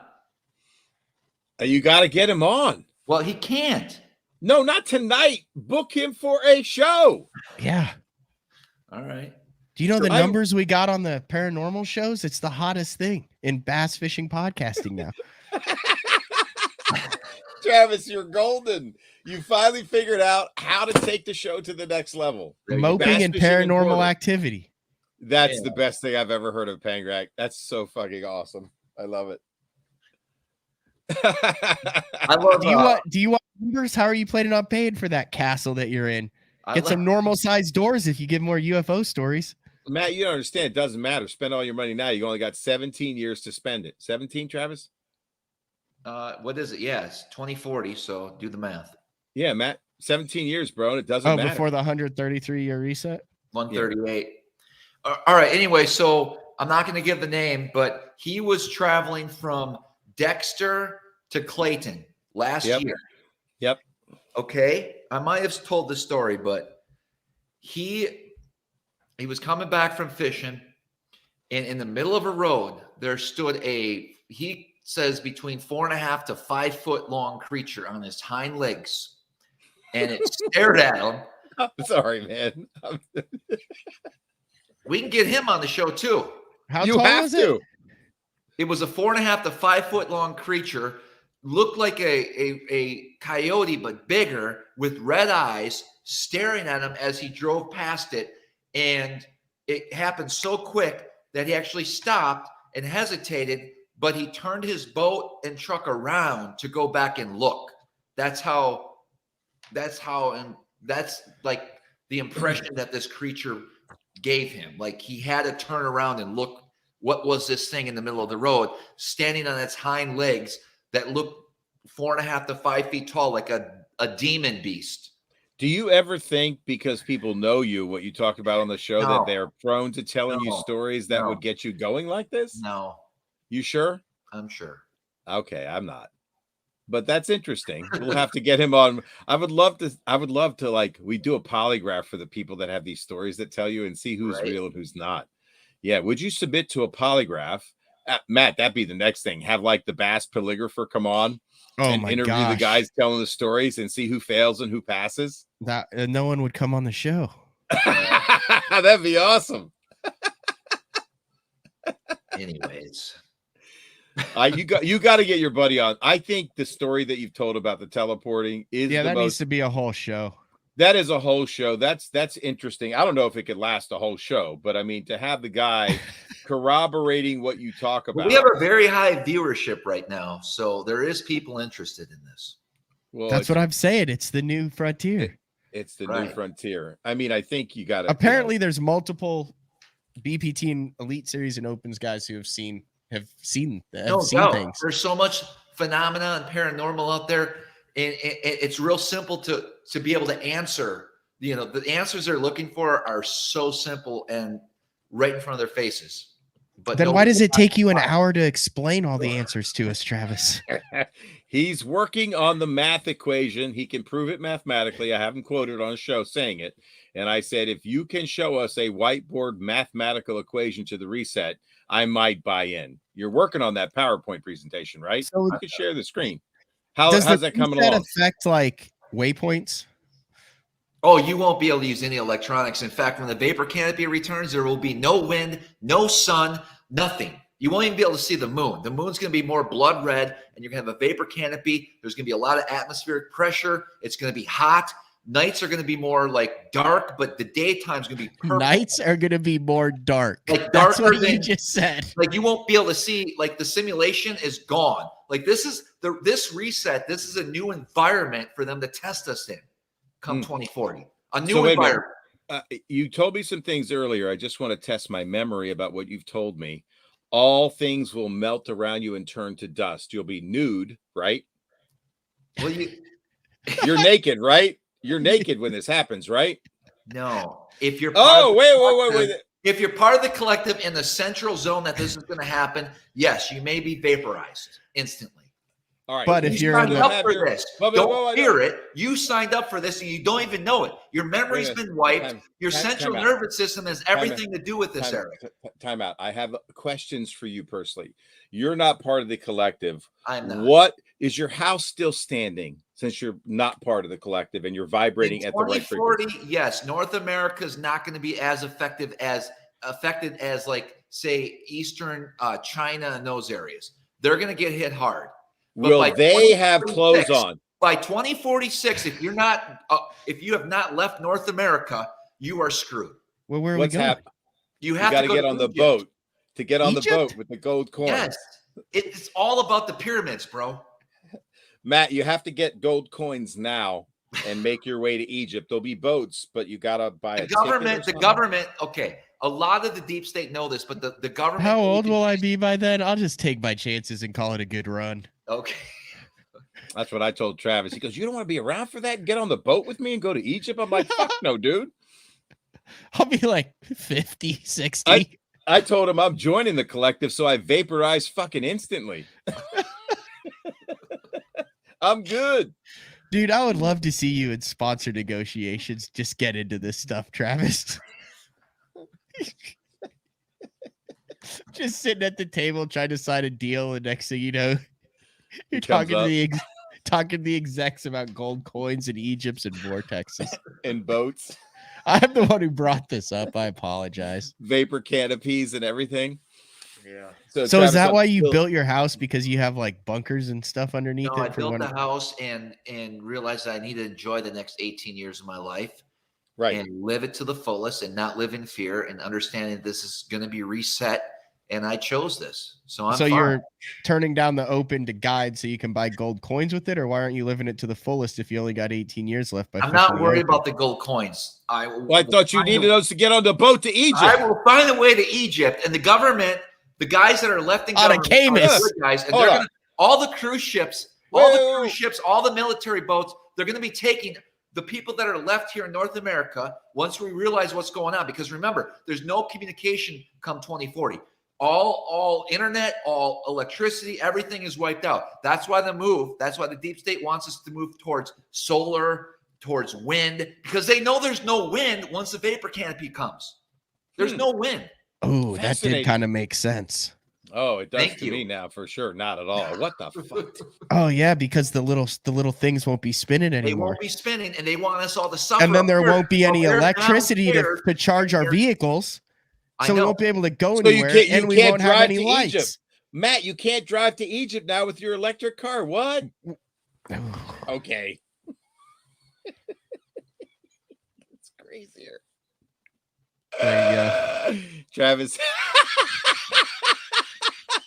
Jamie, you look good in that picture, at least. They picked a good one.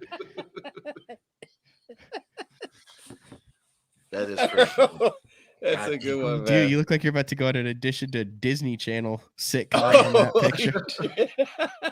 Who said that to you? Who said it to Jamie, you? Samadas. Oh.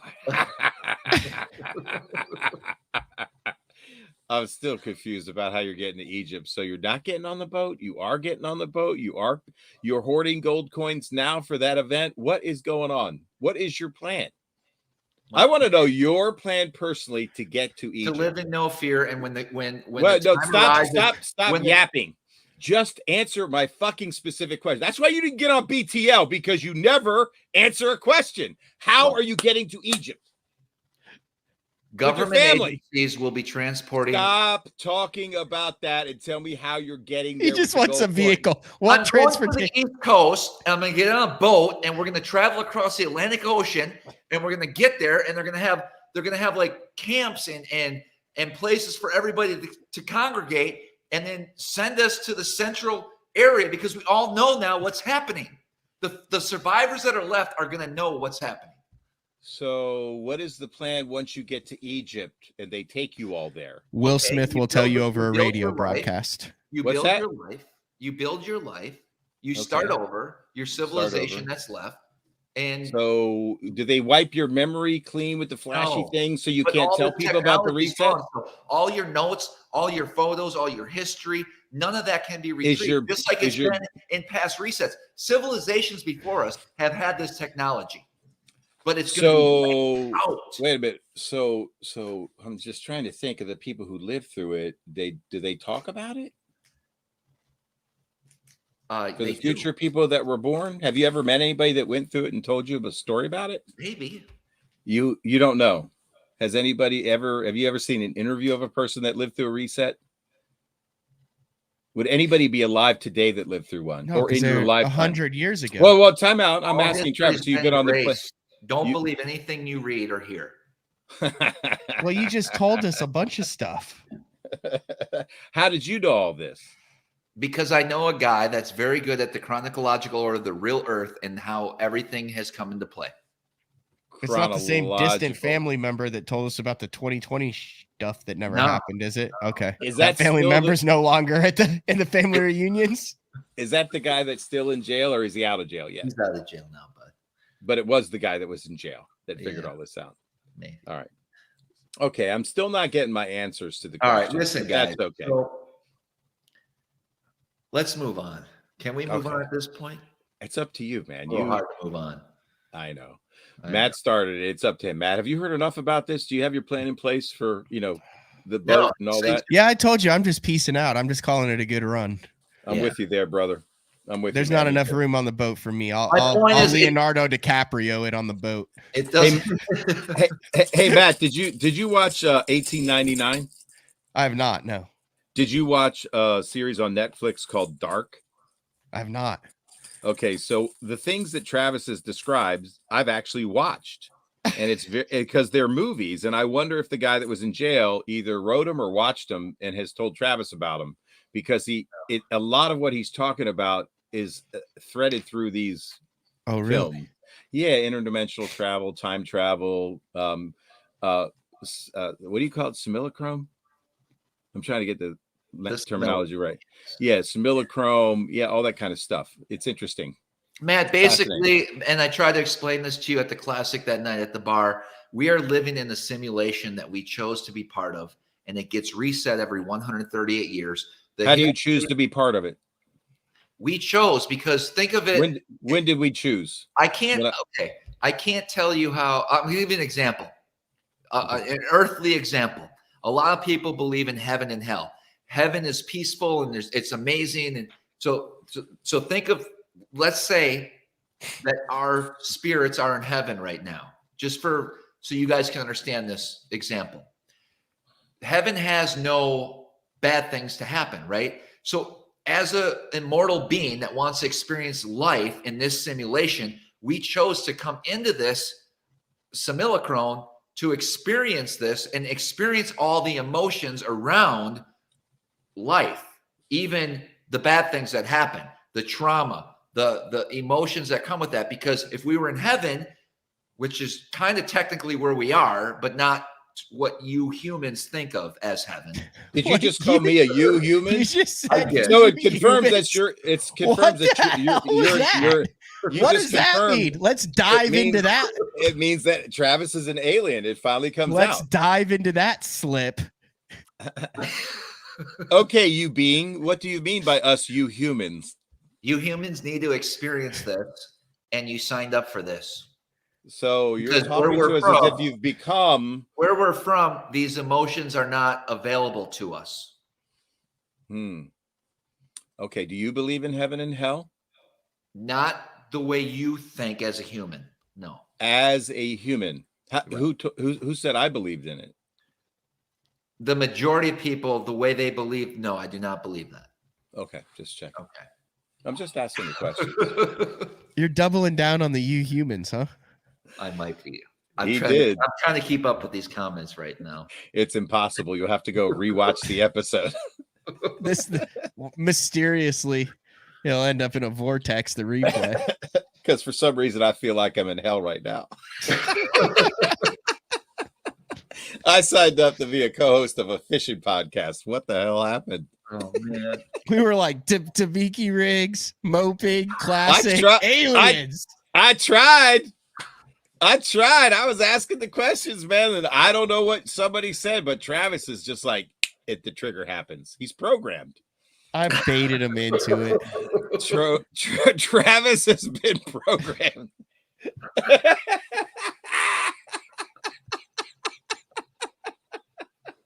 It's a confirmed shapeshifter of lizard.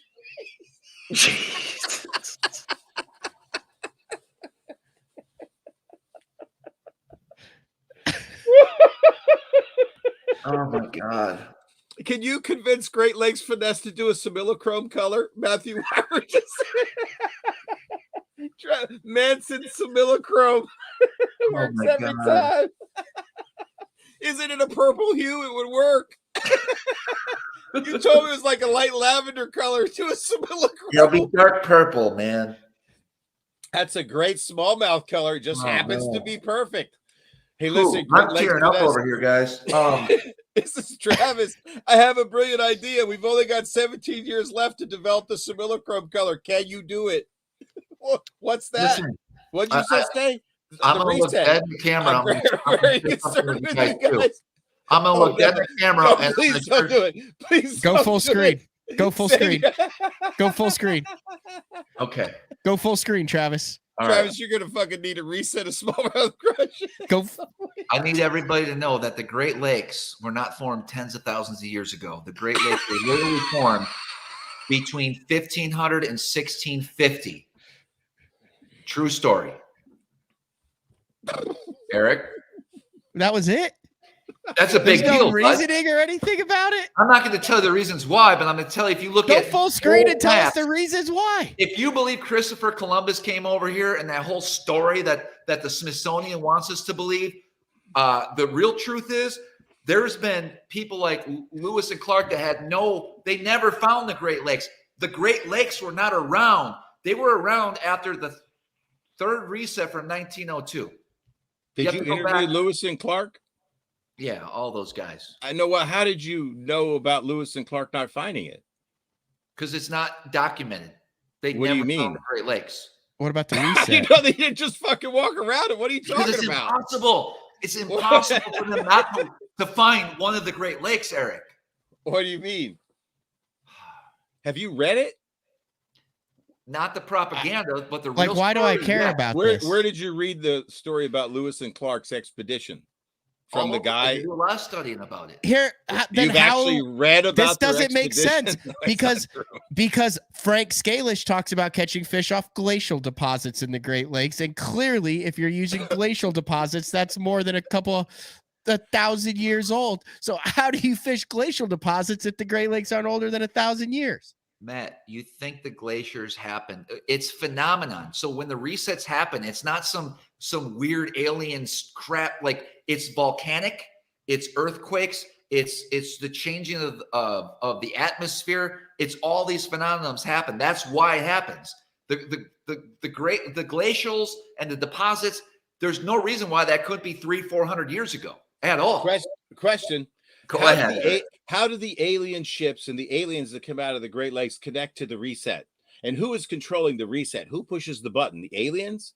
God? The guy upstairs? I'm glad Who's you in asked charge? that. Oh, I'm glad. Sure. I'm sure. So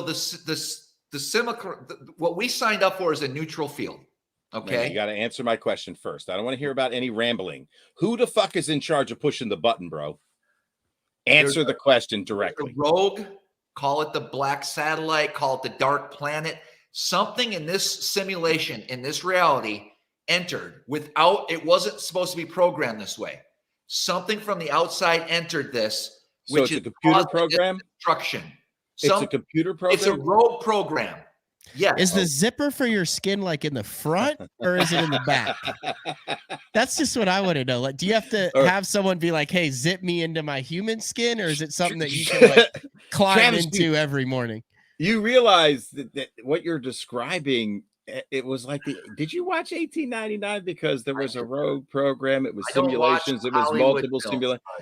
Well, how do you explain that? So did the rogue program write it, or did somebody that studied what you've studied say that would make a great Hollywood movie? They Wait, had to you're have been literally following your guy in describing prison. he's literally describing a Netflix show? Netflix series called 1899. But remember, Matt, The rogue program and the simulation. Oh, and I the thought you were simulacrum. talking about the Yellowstone spin. No, it's called 1899. I was like, I watched like a couple episodes of that, but I didn't remember any simulation So in that. here's that what seemed like I think. Scurvy and smallpox were the main themes. Travis, as you were reading this reset stuff and learning about your guy in jail that was talking about all this and all the sources and researching you've done, did you ever think this would make a fucking fantastic movie script and I could make $20 million on selling the treatment for it? It's a lot of gold coins. It is. And you can basically have all the toys you wanted right now. Somebody beat you to it. So I'm thinking whoever you listen to, this mysterious man that has figured it all out while he was in. Right. I'm just saying. You need a supernatural rap. You need some stardust. It needs to be black. You need to be the Chris Angel of the fishing world. Yeah. Right. Just everywhere you go, you're in the bag line and someone's like, yeah, I caught him pretty good. And you just look at him and go, but did you? And then just hold that gaze. Right.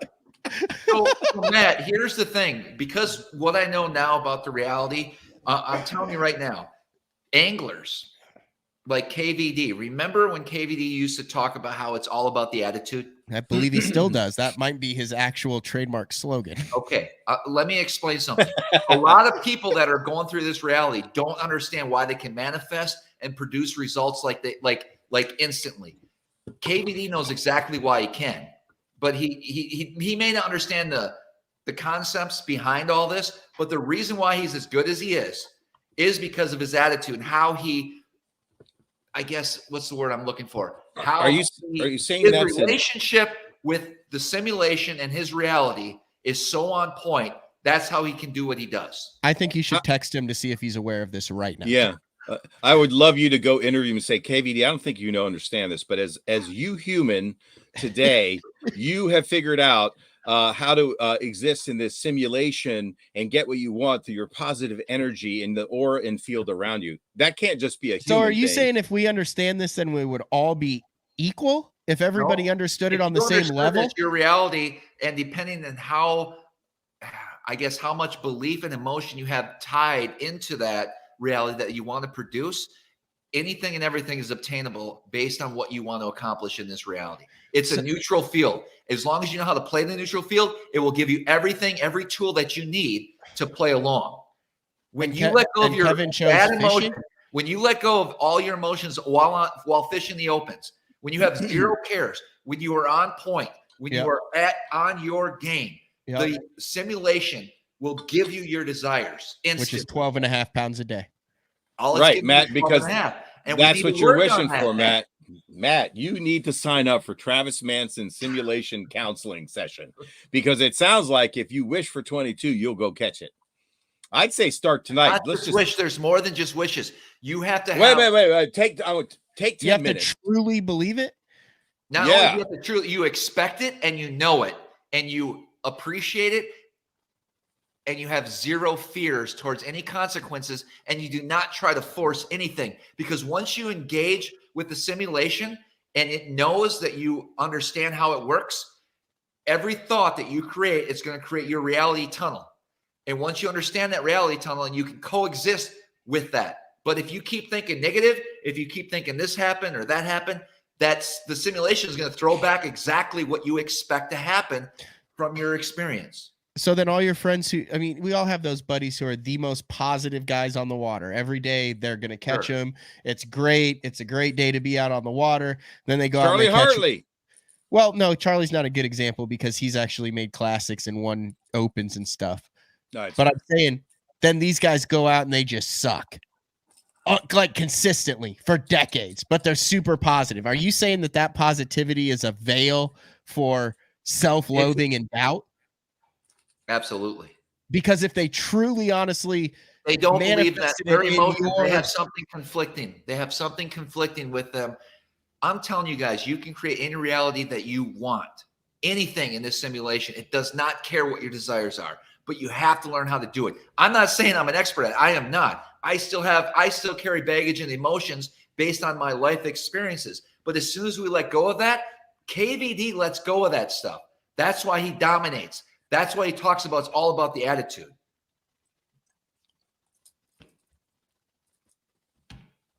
What more can I say here? Matt, are you down for you just need to talk to Travis a little more. I think you'll get your 20. I mean, I think that hard work spawns confidence, and confidence leads to results. So the more confident you are, it has nothing to do with aliens and supernatural. It has to do with busting your ass and being prepared and not being afraid of anything. Maybe. I think it's pretty much results driven, mixed in with maybe some natural talent and the ability to to maybe comprehend things that others let go over their heads. So you need, you understand more with less. And it doesn't say anything about people with, human things like intuition, and there are people that are more connected to the things and surroundings and their instincts, and those are I don't think they have anything to do with some black ops program in the sky. No, it's not black ops. They have everything to do with the reality and how you interact with it, Eric. It's just like you. But isn't that You're life? super successful, super compassionate, super everything. You're like the what's the word I'm looking for? The ultimate human being. Antithesis. Okay.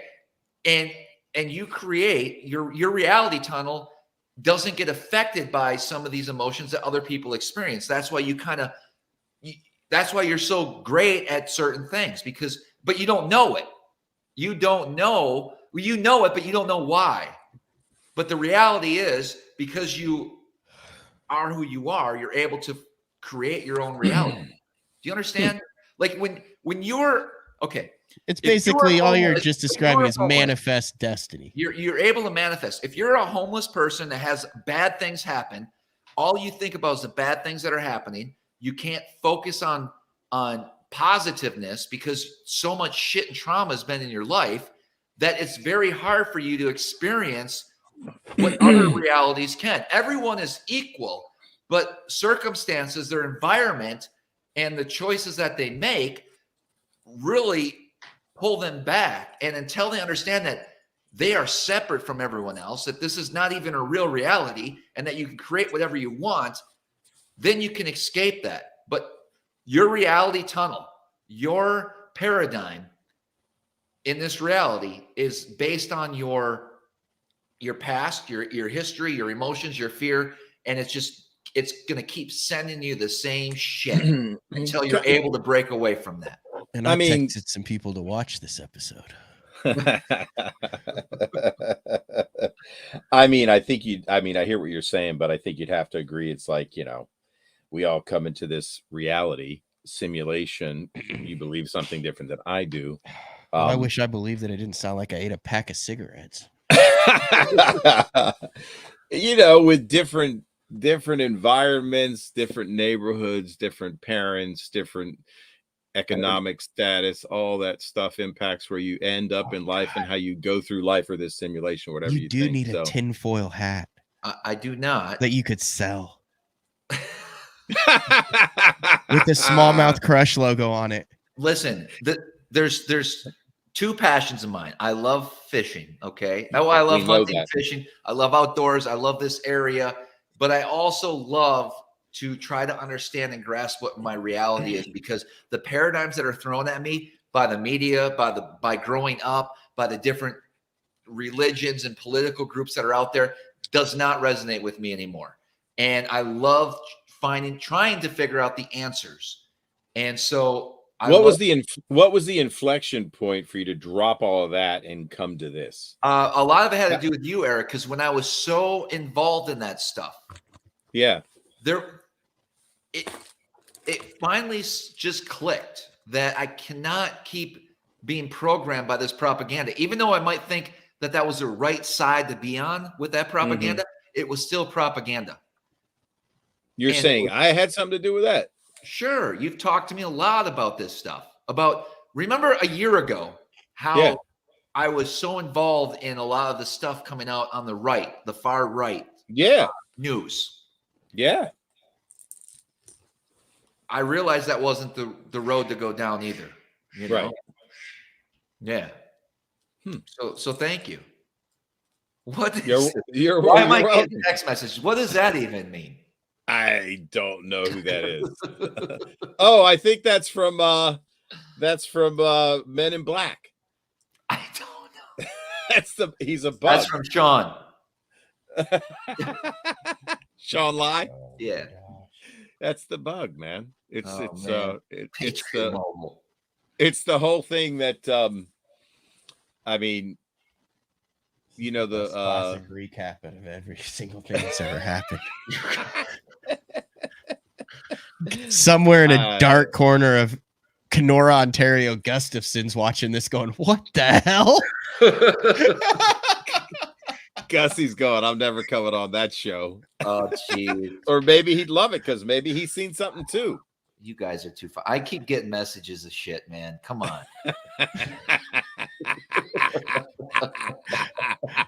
I'm even involved now.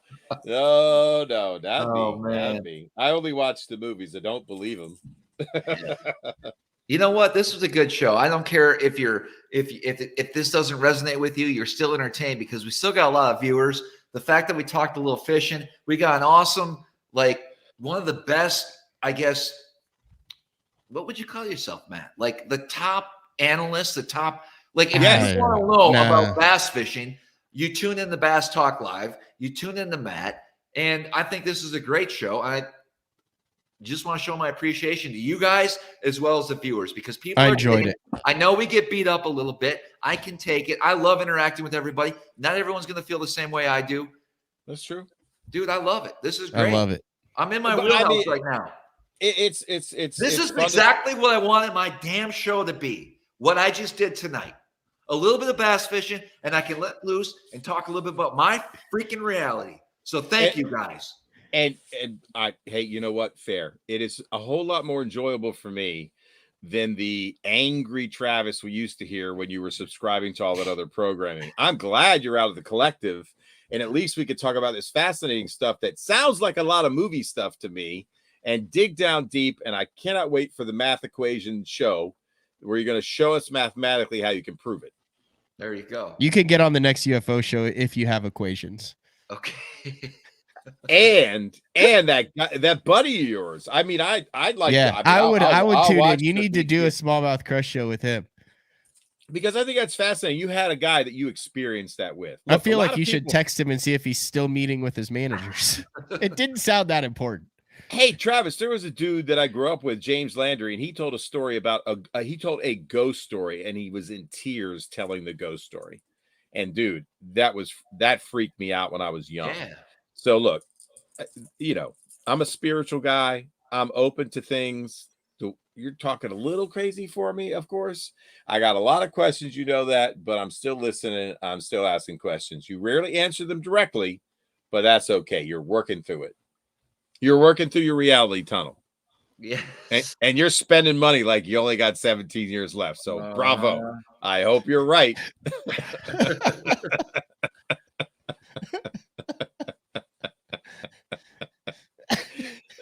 Why are you laughing, Matt? I told him, I said, what if you burnt all your money and you're wrong?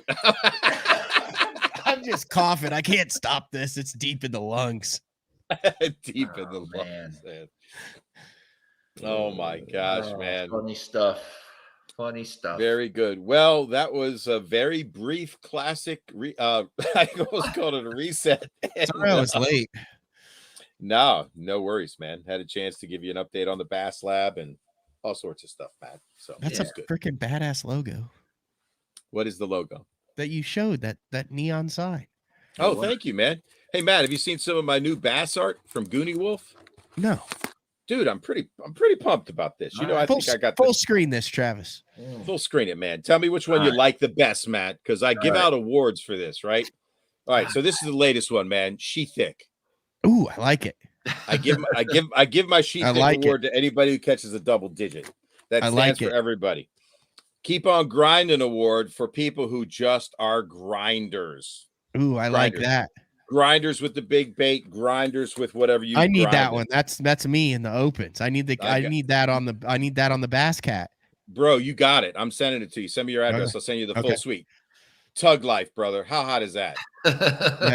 That's an interesting one. There you go. Tug Life, babe. What else do I got for you? I think you've well, maybe you haven't. I don't know. You've seen River Rat? And that's pretty somewhat familiar. Yeah, I think you've seen that one. That's one of my more popular ones. Hold a grinder one up again. Okay, hold on. Ooh, that was a good one. Rise and Glide. Keep on grinding. Oh yeah, that I like that. All right, that's a Matt Pangrak. Okay, Rise and Glide for your big bait dudes. Ooh, that's well done. That's pretty sexy, ain't it? This all needs to be on sportswear one day. This is my passion project, Legendary Lakes Tour. Yep. Matt, did you see my big fish I caught down in Yeah, Florida? you've been on a bunch of trips down in Florida, man. Every single day you're after it and different different dirt roads with different people on different ponds. That's the Bass Lab. You all know that iconic one, right? And then 2 more, man. Bassapalooza for all you Lollapalooza fans. I stole that. But the boys at Susquehanna Tackle own that apparently. And then Dr. Frankenstein, of course. So that's it, man. That's the full suite, bro. That's the full suite. Nice. That's very nice. Thank you, man. I love it. I need to get it on some sportswear, man. I need to get it on some sportswear. That's that would yeah. Wouldn't you got the hook up in the apparel world? I really don't. I did a little bit. I had MonsterBass wanted to license some of the stuff, so I got some free shirts. So I've sold some Riverette t-shirts, Dr. Frankenstein, and Rise and Glide. So I have that apparel available in the Bass Lab store, but I haven't got some of the newer ones on some sportswear, but I'd like to. I got you. That's the new thing. Everyone's got the merch. It's true. You got to have the merch. You got to have the Lee merch. And Wheeler. That's right. That's right. How's your BTL merch stuff going? What is that, Travis? Fantastic. On my way to fish another trail. That's the standard. Okay, play that again, Travis. I will. Hold on. Oh yeah, we saw that. I've seen that. I do have a new shirt in the BTL merch store. It is all the proceeds go to St. Jude. We're fundraising for St. Jude through April 14th. Click on the shop BTL tab. $24.95. I think that's pretty cool, man. Watertown's Area 51, Thompson Park Vortex. They even have a sign for it. Holy smokes. That's 5 miles from you. How did you not know about this, Travis? I just learned about it tonight, man. I'm interested though. Hey, Matt, question for you. Yeah. Because I think places like that get smart and go, you know what? This is great for tourism. 100%. Yeah. You look like Kenny G. Oh my gosh. Here's the crazy part. So because I resonate with stuff like this, I'm afraid to go to that park because I will probably experience something. And a lot of times these negative things in this reality tunnel, this simulation knows I'm searching for that. So it's going to provide exactly. And record it. You have record it. Show evidence and put it of up on the YouTube. Dude, you'll finally be redeemed. Happens. If you look up 411, lost 411, do you know all about the people that get lost in all these national parks? If you did the research, you would not mess around with this. I'd just rather watch the documentary of the shows on it.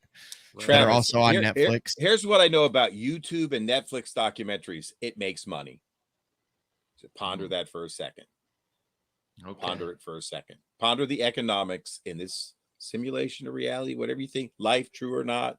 17 years, people like money to get things. And so I will say what I really dove into, I got heavy into it and watched all the documentaries and did all the research, was that actual dinosaurs still exist in the Congo. No. So I don't think dinosaurs ever existed. Oh God. Man, every dinosaur in the museum is a paper mache. There is zero evidence. I literally almost spit up my water when you just said that, man. I mean, I almost sprayed my screen, but I pulled it back. Because you knew what was coming next. All fossils are paper mache. No, all dinosaur bones. Wait a minute. You were about to go diving in the Show me a real River. Dinosaur fossil. Didn't you just say they dumped woolly mammoth bones? They're only 138 years old. What is it? They're only 138 years old? Tough questions. Exactly. Oh, my ears are sweating.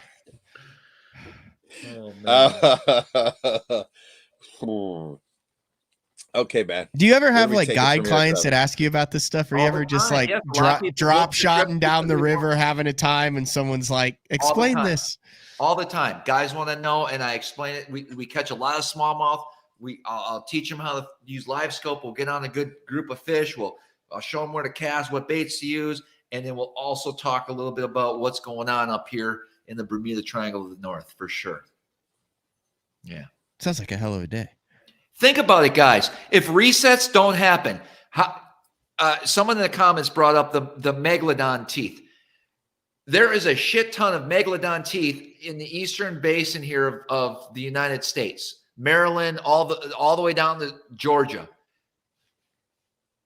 Doesn't that blow your mind? Like, what type of catastrophe? Does not blow my mind. Okay. Mine at all. No. All right. They just died. That's why they find like whales in deserts and stuff, because There they you go. used to be oceans. Yeah, the earth shifts over millions of years. All right. Tectonic plates, they move Great flood. for sure. Glaciers melting from a freaking comet coming down the Chesapeake Bay, carving the canyons. Volcanoes. CCRR wants to know, do they read book?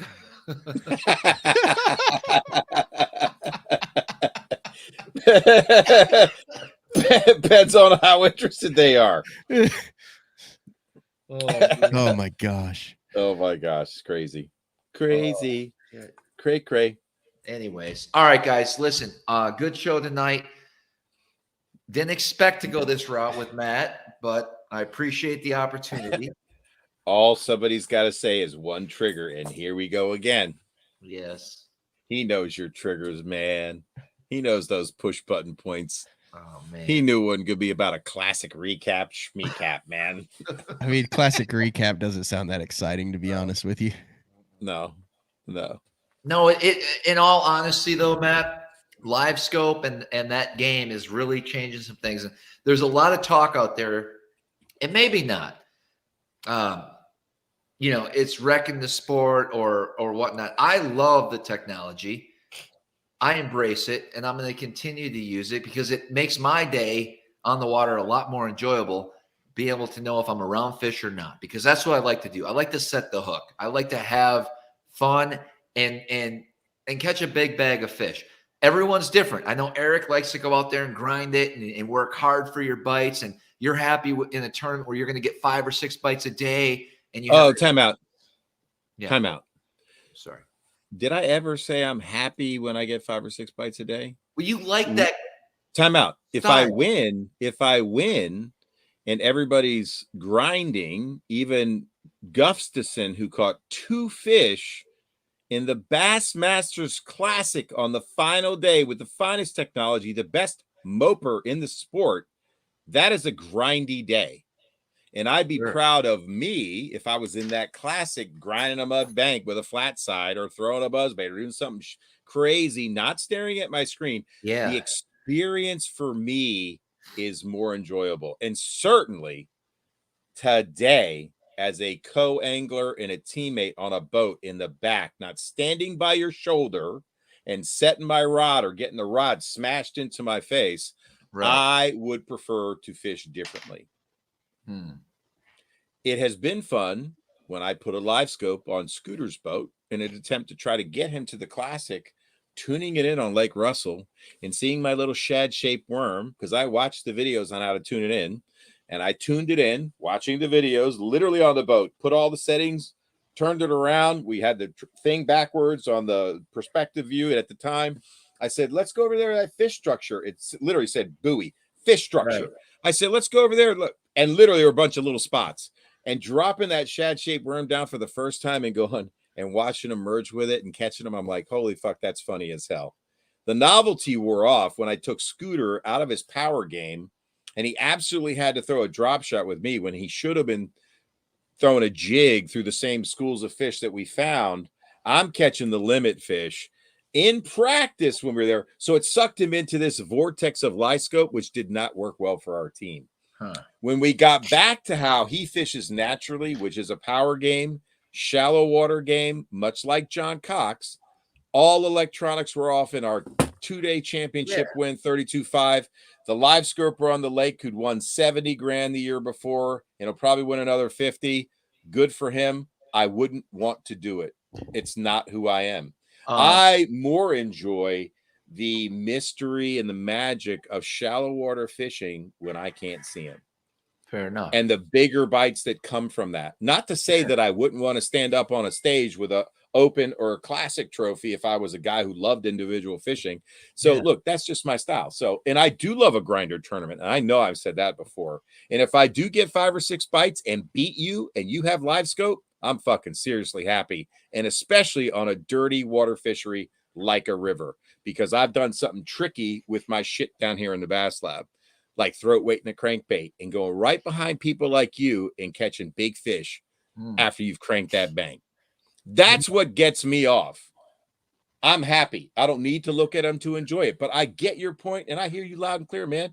I know it makes your day more enjoyable, and I absolutely respect anybody who wants to like maximize their time on the water and know that they're fishing for a bite. I get it, but I'm super happy when I go out with you up at Will's or Ontario and I'm not looking at what I might catch. I'm thrilled. I know you're putting me around them. I'm stoked, but I'm not looking at the screen and I still catch them. I get it. So I'm cool with it. Real quick, before I forget, I do want to make a side note here. Tacklecraft mentioned last week, when we had Brooks from Cortland Line on and we talked about Wanahum on Instagram. Well, apparently you can't find his account anymore. What? Yes, he's gone.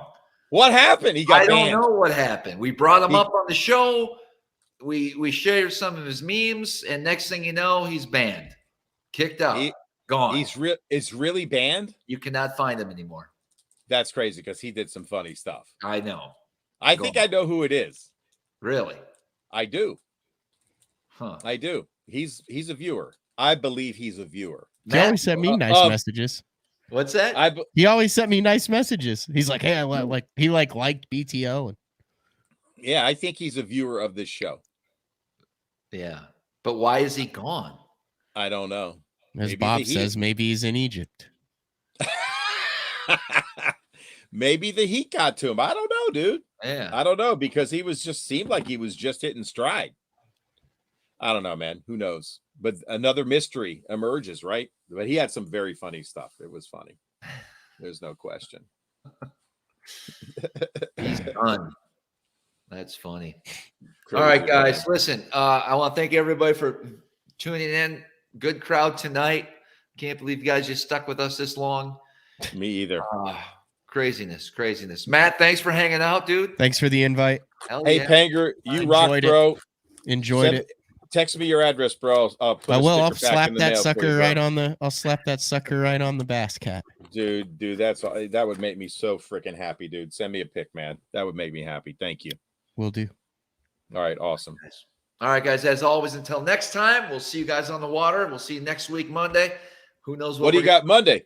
What do you got Monday? Oh, Who's up? I don't know. Okay. I don't plan right now. I know you don't. It's tough. It's tough. I've been talking to Matt. Have you ever heard of Jason Burrows and Darren Ashley from Lake Hartwell? No. So I don't know how many times you featured regional powerhouses on your show, but I think Jason has to be one of the top winning anglers on Russell Hartwell primarily. Yes. I think his winnings might be over 600,000. They just won another boat as team partners. Cow. Mm-hmm. Crazy. And maybe the last 10 years.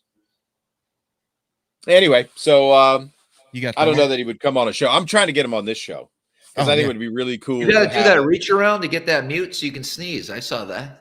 Yeah. See, look, you can hear me. That's now you can hear me. Legit studio. That's cool. Yeah, man. You do got a great studio. You got a nice setup, man. For real. Yeah, you do. Well, I mean, it is his living. Right. Yeah, I mean, you're gonna have a nice studio. You can hit a mute button over there. I can, but it's not as cool as you going. Yeah, hit this board. Yeah, I got a whole mix. I got a mixing board. All sorts of stuff over here. Hey, let me try to hit my mute. See if it works. That's crazy.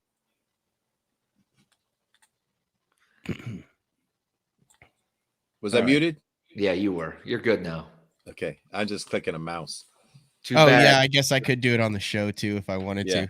Does this work too? It's not as cool as the click. Go ahead, click it. I don't hear anything. Wait, how do I click it? I don't know. Click. Yeah, it's not as cool. It's not as cool. Hold on, I'm gonna hit my button. What are you doing, you guys?